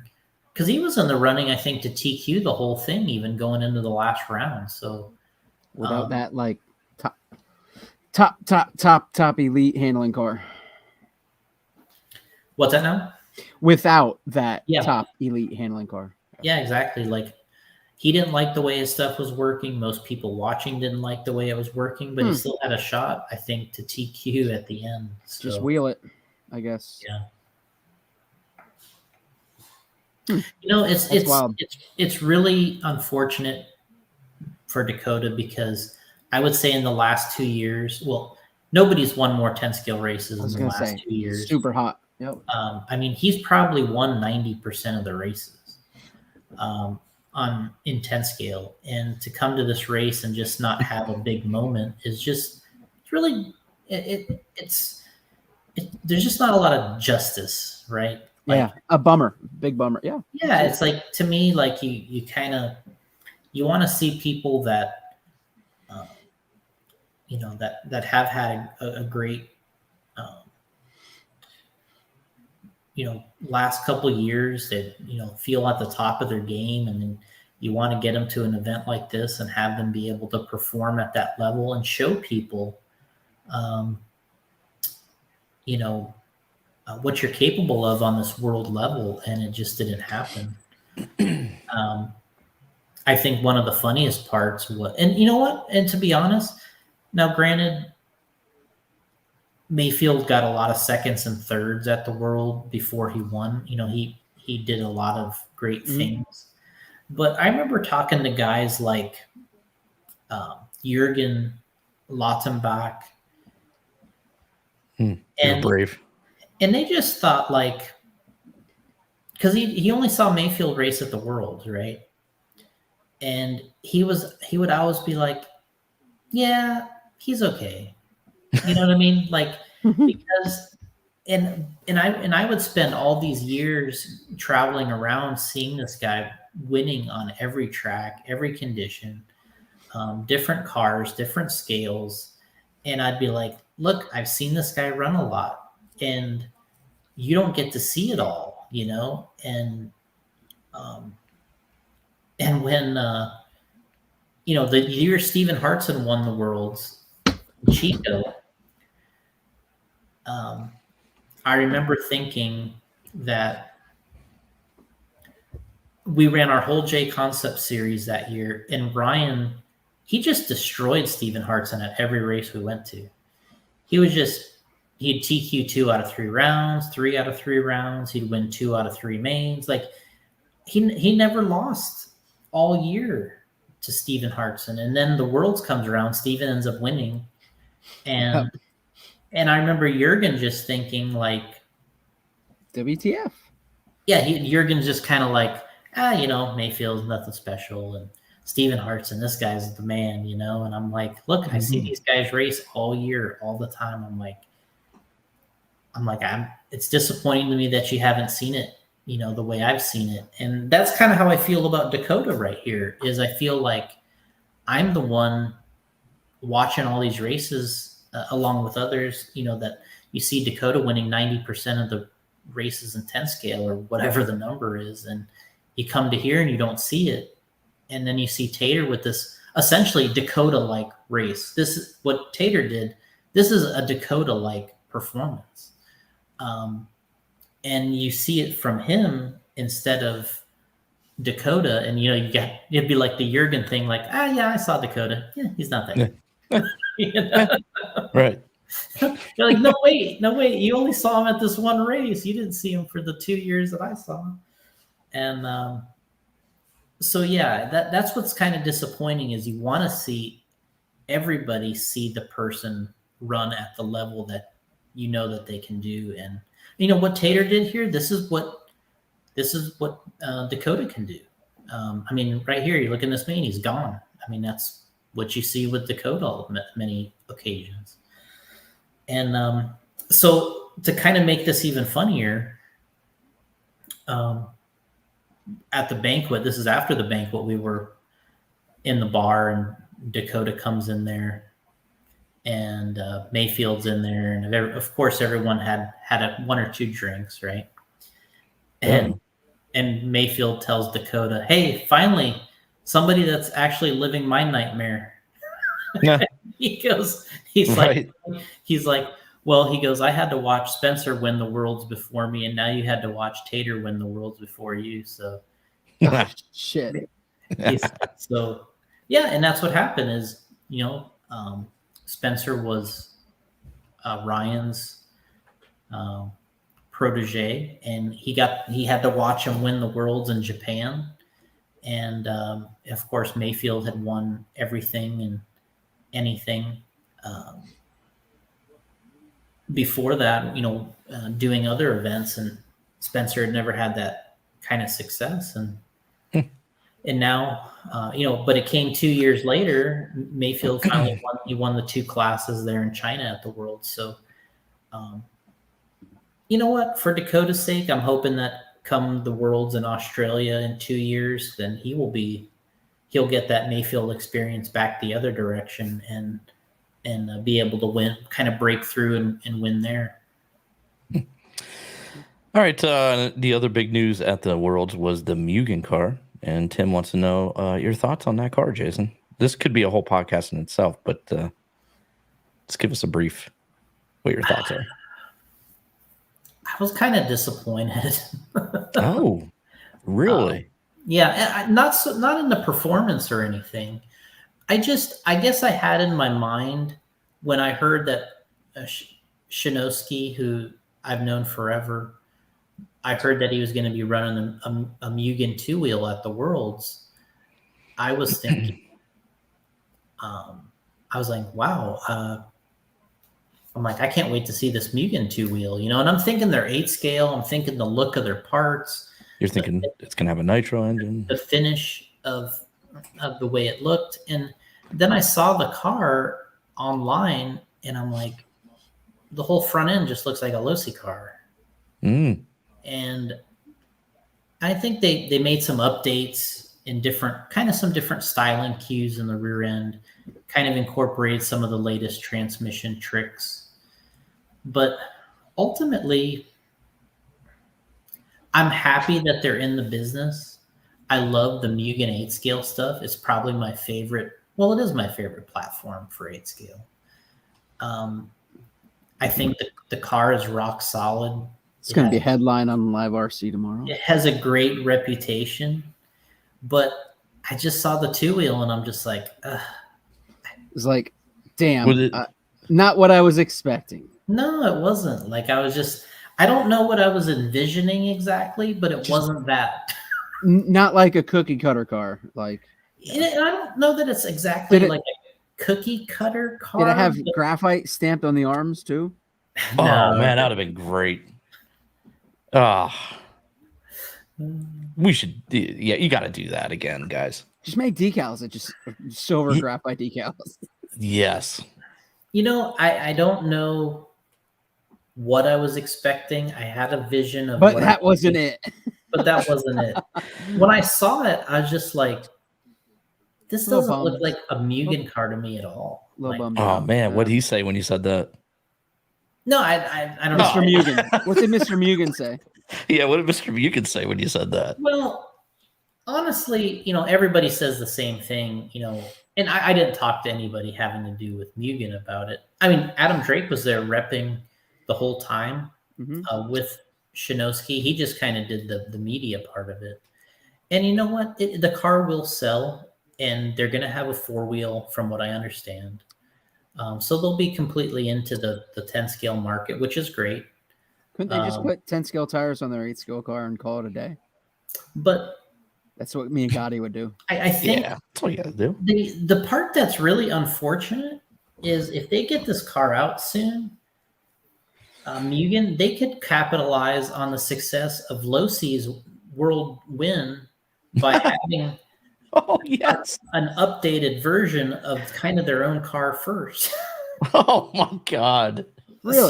So you're saying like, damn, that's how like, wow, it really looks kind of close like that. Shit. So Losi's not going to get this car out right away? If ever. Well, I mean, what they're running is a variation of the car you can buy, like we talked about. I mean, it's if you want to. Yeah, it's just a caster. Yeah, I mean, if you want to build Tater's car, you can do it. It's not really even that expensive or that big of a deal. All right. I mean, well, maybe they'll change it up though. At our shop right now, we have a Dakota 2-wheel that we built.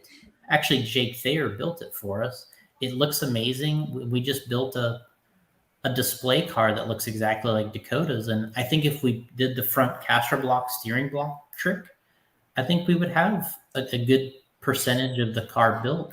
It's not hard, but people want other updates besides just that. They want a whole new kit. Yeah. Right. You know, give us an updated transmission, give us the, you know, this and that. I mean, yeah. So I think that's the situation where, I mean, how much further can you go with these cars? Are you at the point where you're like, what else can we really do? you can keep going further. The problem is it's going to make the racing, well, it's already so dependent on traction. I mean, the cars depend on traction. Slap on a couple more sway bars. Oh, Dakota was running a new radio? Well, he ran an M17 here. He's been running a Sanwa M17 for the last couple of races. And I think what some have pointed out is even though he ran the Sanwa M17 as opposed to his Spectrum stuff, it didn't really improve any of his results by running the Sanwa radio. You know, a lot of people have said over the years that they always thought, I don't know how Dakota can win all these races with a Spectrum radio. But all it's really showed is... That was me. I was saying that. Well, everyone said that. And I think all it's really done is solidify the idea that it's not the radio. You know, many people believe the Sanwa radio, the Futaba radio are the, you know, kind of the king of the castle in this business. High-tech links. But Dakota's Fly Sky. Dakota's proven that he could dominate with the Spectrum radio. But do you think he just makes up with that with his skills, or do you think it's like honest? Like, yeah. I drove his car with the Spectrum radio, and honestly, when I started driving it, I forgot I was using the Spectrum radio. It didn't bother me. And afterwards, it was only when I was back in the pits, I was just like, wait a second, I was just driving his car with that radio. Everyone says it sucks. So what is the complaint with the Spectrum shit? Well, something happened at a recent event with him, and with the binding or something that we were at. And since then, he's been running the M17. And I think that he'll be back on the Spectrum radio, I would assume. But I think it was just sort of that they were nervous about something. I'm not sure what it is. But so like, let's eliminate this. Yeah. Wow. And I think that's what the decision was. Run an antenna tube, and I mean, shit, there's nobody that has more hours on a radio than Dakota running a Spectrum. So there's other people out there that think he would have did better with the Spectrum radio. Jesus. And you know what? Oh boy. From my experience watching him, I don't necessarily disagree. All right. All right. Well, back to the Mugen car. So the Mugen car you did not like. Right. No, it's not that I didn't like it. It's just I was disappointed. Friend it. I was disappointed. Disappointed, right? Yeah. Oh, so let me back up. Let me ask you. You said about an updated transmission when you're referring to the TLR cars. As a guy that's completely oblivious to what you're talking about. Well, over the last several years, the big thing in two-wheel drive is that, you know, you used to have to take the whole transmission out of the car to work on the transmission or the differential. Ease of accessibility. Yeah, so the low-C car still kind of has the old setup where you have to take the whole thing out and disassemble it to get to the diff. And a lot of the other cars have a 3-piece case now to get to the diff. And Jesus, Alex is saying it takes 16 screws to get to the diff. Yeah. Wow. But, you know, back in the day, you know, over the years. Well, the guy next to you is well, just that's how it was. There was no options like that. Yeah. You said, hey, I got to work on my diff, and that's the way it is. But back in my day. Yeah. So Oh, damn it. everybody wants that transmission, easy access, Right. updated. The other That's- thing that's the big thing now is they flipped what side the adjustment screw is on. The adjustment screw for the slipper. It's on the left side now? Well, in the old LSD. throughout the years, it's been on the right side of the car. Right. Well, now it's on the it's on the left side of the car with the associated. And I think Durango was the first one to do it. Put the slipper and then Serpent, I think, did it, and then Associated put the slipper. Never forget. Not the slipper, but the spring and the adjustment nut on the left side. Mhm. Interesting. And now that's how the new Mugen car is. Oh, really? They basically, did that? Yeah. They should have put it in the middle. They took Yeah, why not? a lot of the things and added it. They actually made Mugen actually made the top. car. Mugen made the car that all the Losi guys want. Ooh. Wait. Ooh. Mugen made the car that all the Losi guys want? Yeah, But it's a Losi car? It's an updated Losi car, basically. Oh, yeah. Okay. So the front end is what they want. The It's like the caster. It's like the hotter chick. Like, oh man, look at that thing, man. So Yeah. A bag of bones here. I believe what you're going to have to wait. Not you guys, but everybody in general. There's going to be some waiting. Thanks a lot. Maybe I we're know, waiting. I am not. Maybe we're I waiting. refuse How to do you- wait. Come on. I think that the TLR guys will get the car that they want. It's just going to come a lot later than they would like it to be. And you know what? They'll make it better. It will be better because ultimately, when it's your car and your design, you know what the hits and misses are, and you know how to attack it a little bit better. Yeah. And when they do get the car done, it'll be great. But they're a little behind the 8 ball right now because First things first, that bike. Let's that go. whole dirt bike thing. But and it's just unfortunate for them because if they have that car available within 2 months of this race, you could Oh, kill man. it. Hotcakes. You could kill it with that. But Just like the BK stuff back in the day. Yep. yeah, but you know we had to what? get that stuff out right away, man. Ship it with a freaking potato in it. Whatever. Sometimes you have to make these decisions, and they went with what they thought was going to be, The hot hand. Yep. yeah, and maybe it still is. Maybe they still look at it and say, hey, it was the right thing, even though. I don't know, man. But I mean, you watch this race. I mean, you watch Tater pull away right here, and you're just like, man, holy crap! Yeah, I just keep rewinding it. I just, I think it's pretty impressive. I don't know that I've ever seen anything like this where a guy, I think it has happened occasionally.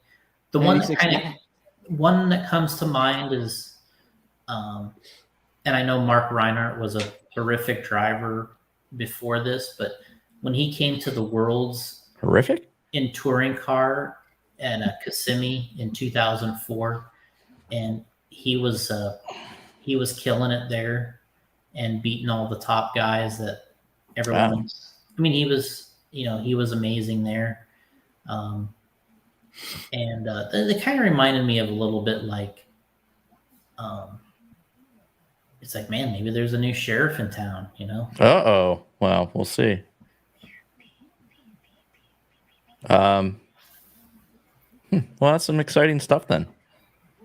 I guess we got another thing that people that I was thinking about one day is I said, there's a lot of drivers out there that many manufacturers put time and effort, money, travel expenses, whatever you want to call it, into eventually having a driver that can sniff one of these positions, let alone win one. And you get a guy like this Tater who delivered. He finally, you have a guy he's driven TLR his whole career because of Dakota, essentially. They're all friends. The family, are friends.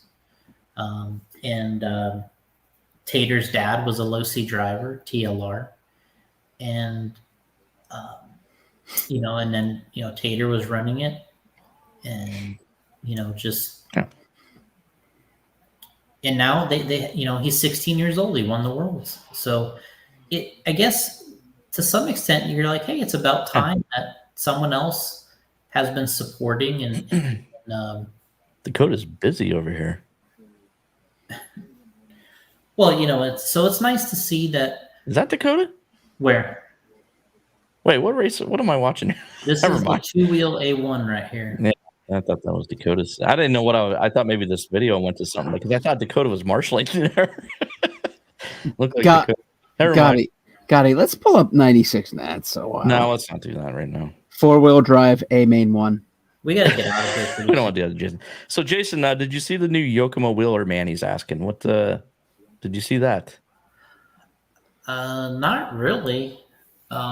Jason's like, what are you talking about? Okay. I saw that they're selling a new car, but I didn't see exactly what was different about it. I thought they just put Looked like a Losi car. Yeah, I thought they just put bigger shocks on the 2-wheel and 4-wheel and a couple little things, and it was a new car. That's what I'm saying, man. I think we're at a point where what are we doing? What else can we do? I think you're going to see another generation of car out there, and I think front motor. Well, I think what's going to happen is we're going to create another generation of cars, but it's going to be even more dependent on traction to make it work. And then when you do have good traction on the track, the car is going to be at an advantage, but it's going to be even more traction dependent. Well, it's like I still can't believe I can't believe lay down shocks don't work. Like it just seems weird having these shocks sticking up like that. We got a guy. Why? Matt was asking about, will we sell the World's Edition shirts? No.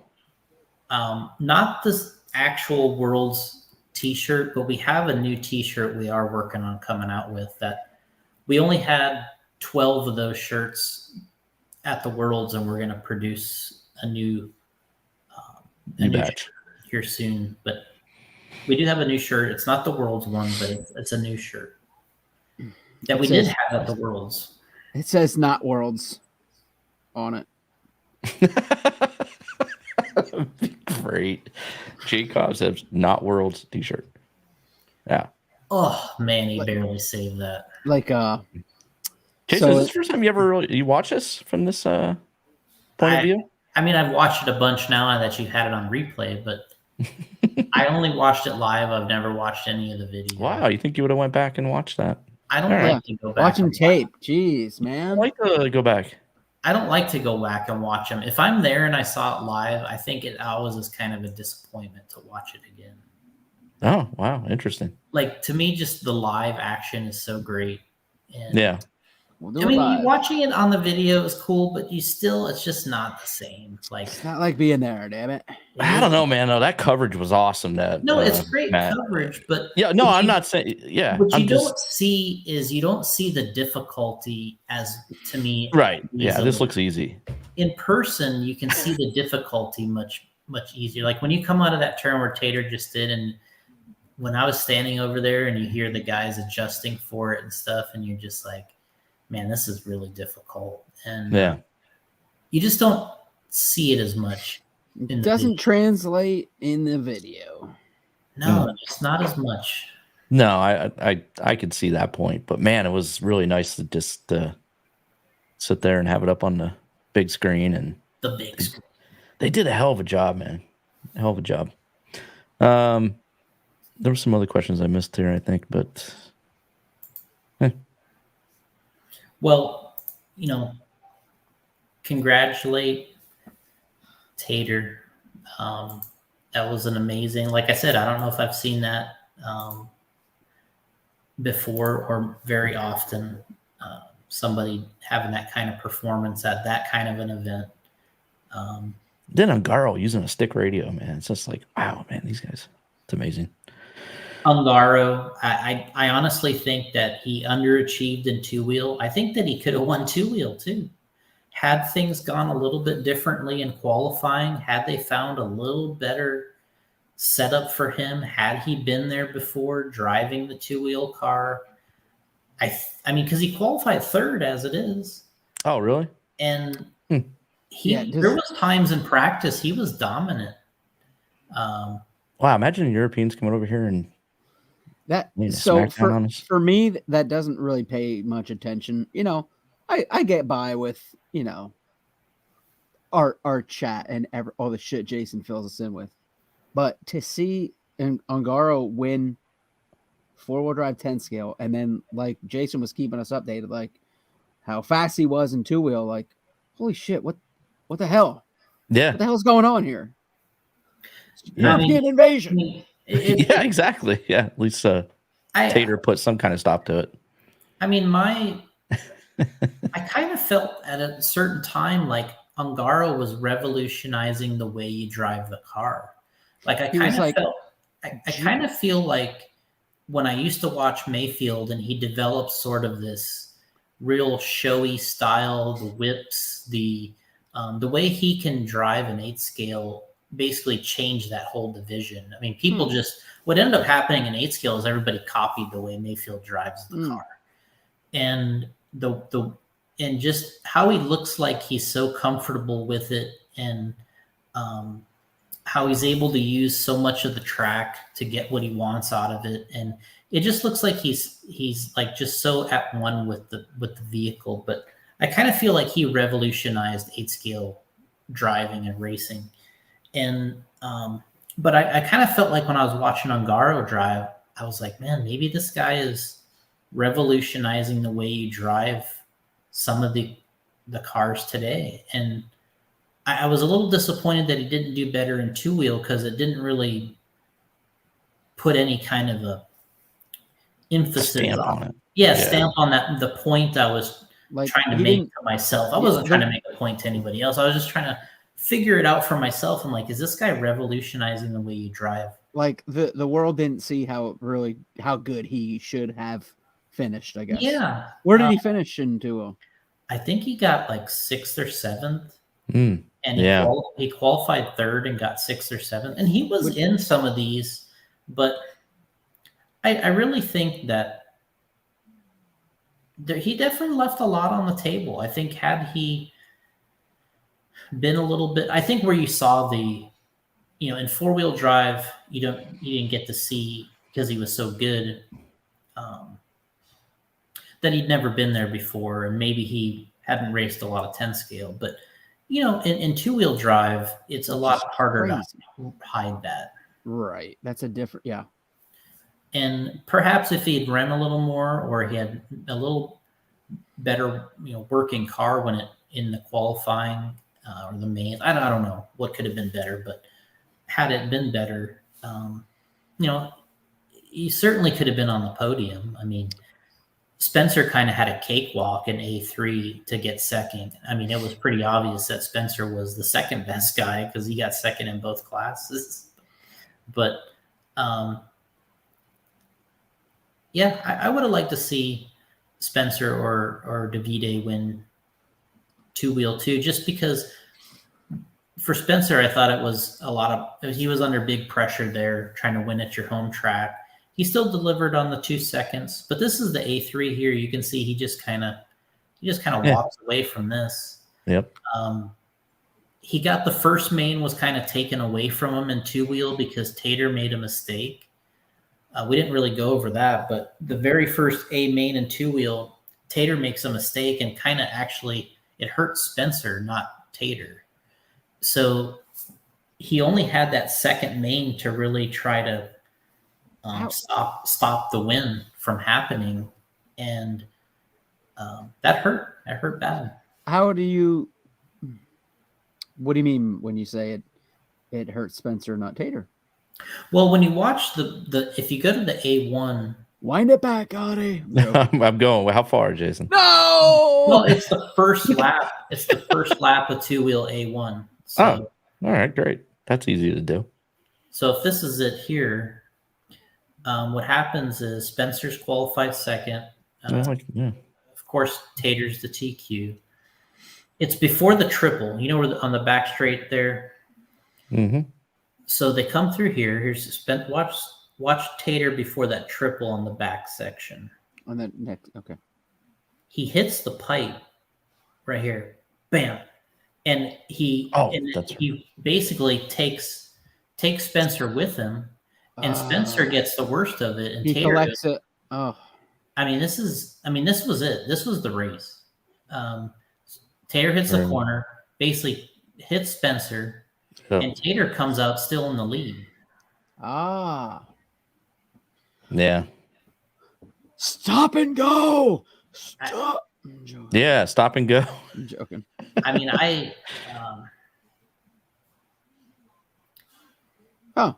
interesting. Boom, he hits the corner. Or that's the other lap. Oh, that's he hit the corner and it ricocheted into Spencer, and it really it corrected Tater, and he got on his way in. Yeah, and then here's Tater. He's still in the lead.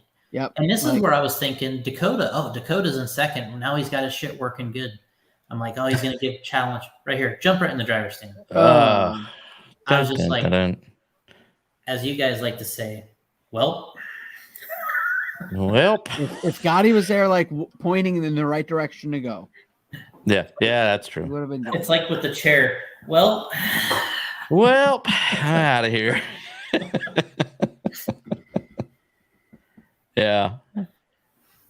Huh.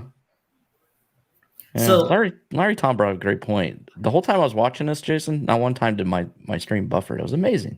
I mean, that's what you want. I mean, that's what good job to Matt Olson and the crew. You got off that dial up finally. I mean, Matt Olson had a monster crew. He had 8 people there. I couldn't believe it. There was a lot of people working for him. What is this, ESPN? Mike Stahl saying, I like the idea of overall spread, several races across the world, not just one race. Oh, no. We got another thing thrown in the mix here, Jason.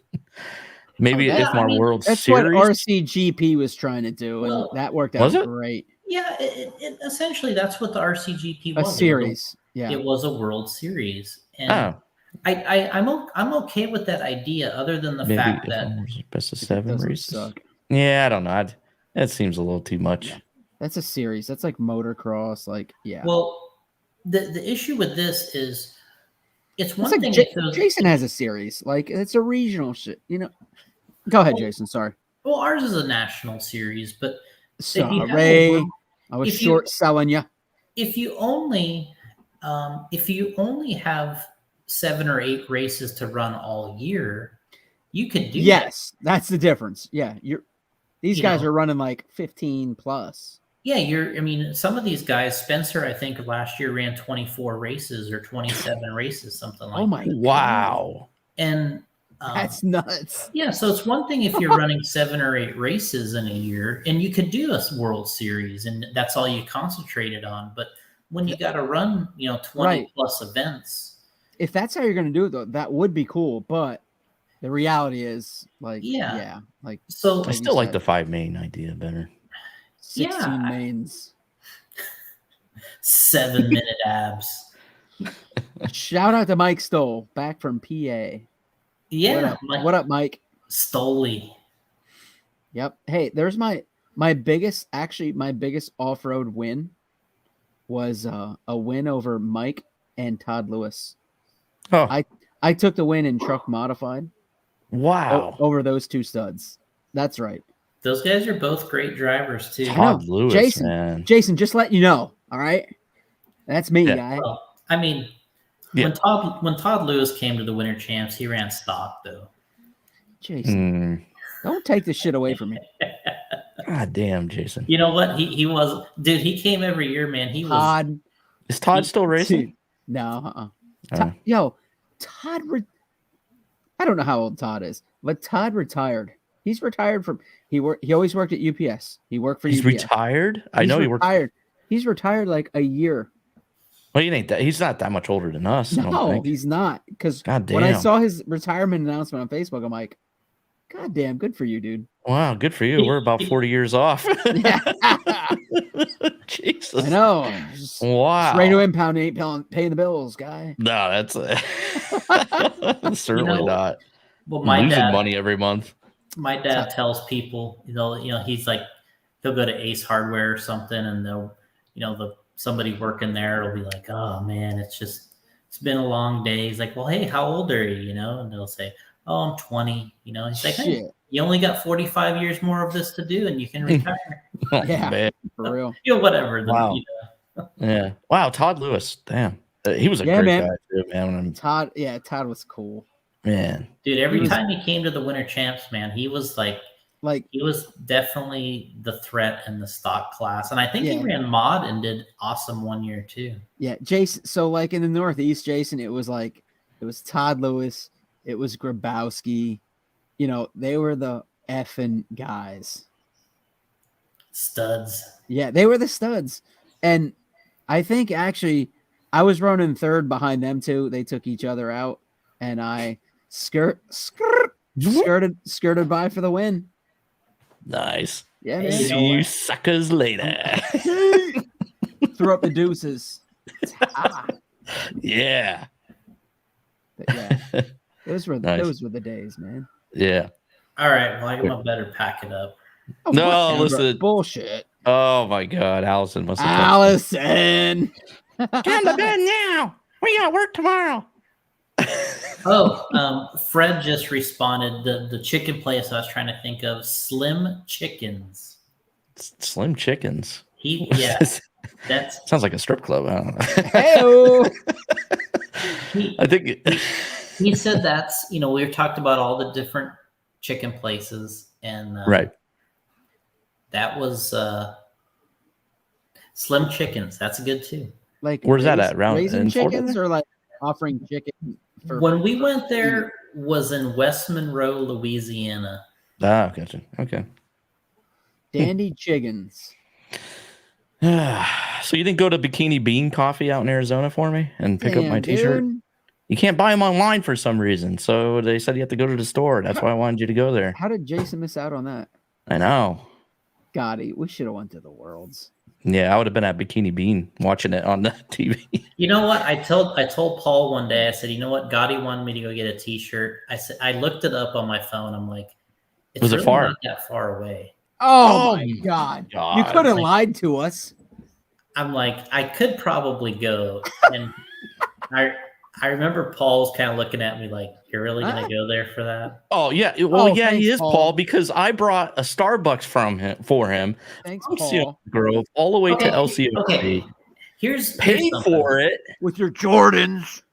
I paid for it. So, yeah, Paul, he's going to go to Bikini Bean Coffee and get me a T-shirt. Hey. God. Hey, we're going back. We're going back to hobby action here in December. Okay. We have our race in December. So Larry, maybe me and Larry Tom will go there and get you the shirt. Well, Larry Thompson, Gotti, what size? XL, please. No, Larry, wait till I get there for our race in December. We'll go. Nope. Larry wants to make it happen now. Yeah. I did buy a Hobby Action World shirt, actually. It's downstairs, I think. But yeah, I bought one. Good. I got, yeah. No, he's just gonna tell. He's gonna tell don't wait, Larry. Just go to Bikini in the morning and snap some pics for me, and also get me a T-shirt.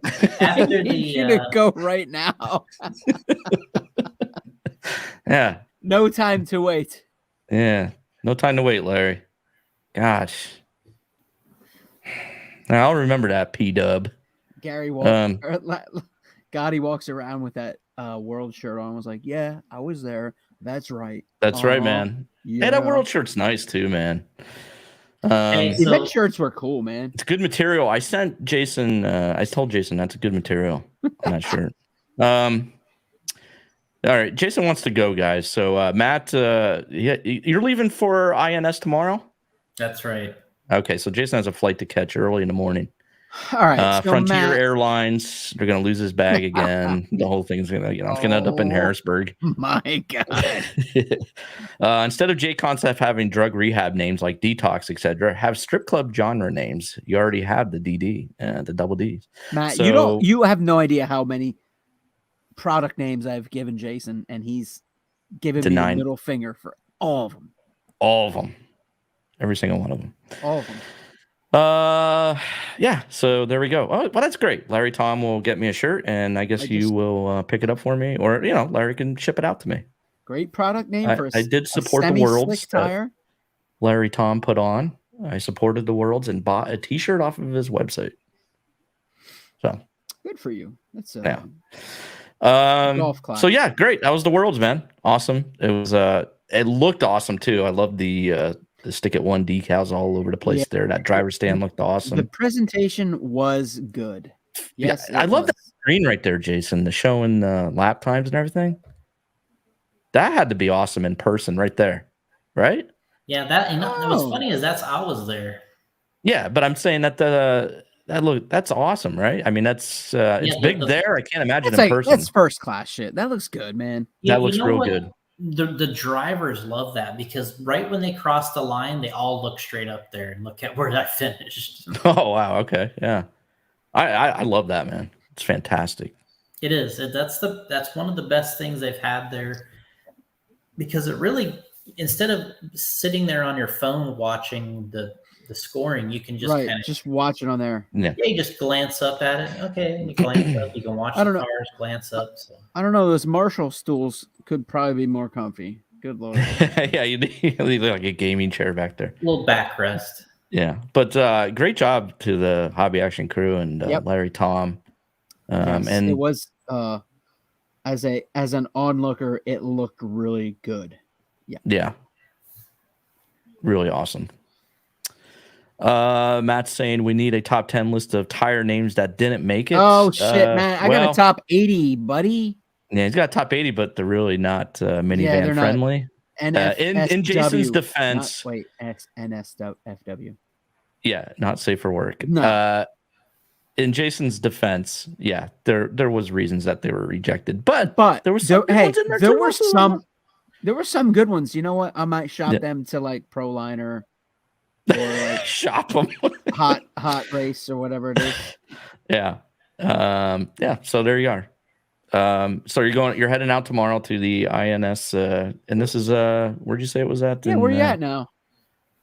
Yeah, right. Obviously, we're heading to Louisville, Kentucky, is where we fly in, and then over in Indiana is. And his bags will be in Harrisburg, PA. Heyo. Did you put air tags in your bags yet? Did you take my advice? Nope. Oh, there we have it. See what I'm dealing with, any of your advice? Do you see what I'm dealing with here, people? Yeah. You know what? We did when we went to the Worlds in Spain, and that worked out good. Yeah. All right. So you're going to Kentucky. Yeah, we fly into Louisville, go over to Indiana, have our race at Hoosier.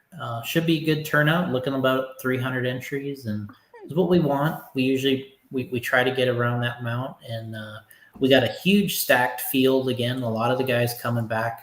I mean, we'll have the new world champ. Tater will be there. Larry Bird, what up? Big pressure on Tater to follow up from the Worlds. We have Spencer and Dakota and all these guys. Yeah. Mayfield's coming. Wow, that's loaded. We got Brock Champlin. We got a stacked field. So, will Tater have a Worlds hangover? That's the question. Only time will tell. Yes. Aiden Horn, he's racing. I mean, we got a solid turnout. Right. Okay. I didn't realize we were on the screen there for a while. Yeah. Good. So when we come back next week, Jason can give us the lowdown on what happened there. Now, am I going to be able to watch this on J Concepts Live? Is that Matt Olson will be there covering it. Okay. So, I mean, he doesn't have his 8-person staff like he had at the Worlds. That's a little much. But we'll have, I think he's got 2 guys. It's great for the Worlds, though. Himself and another. Gotti and I could do it cheaper. Yeah, I can't do it.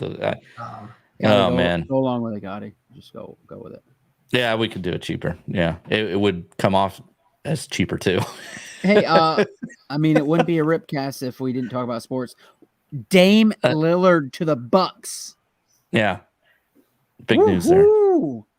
That's saucy. Yeah, that's good for them. Finally, going all in. And good for Dame. Matt's saying he hasn't. Adidas athlete. Gotti, I haven't heard any Joel Johnson updates. I know I checked my pre-order and it still has not shipped. So. And I'm being told now that there's 2,500 of them only being made. I don't know if that's true though, because At first it was 1,500, now it's 2,500.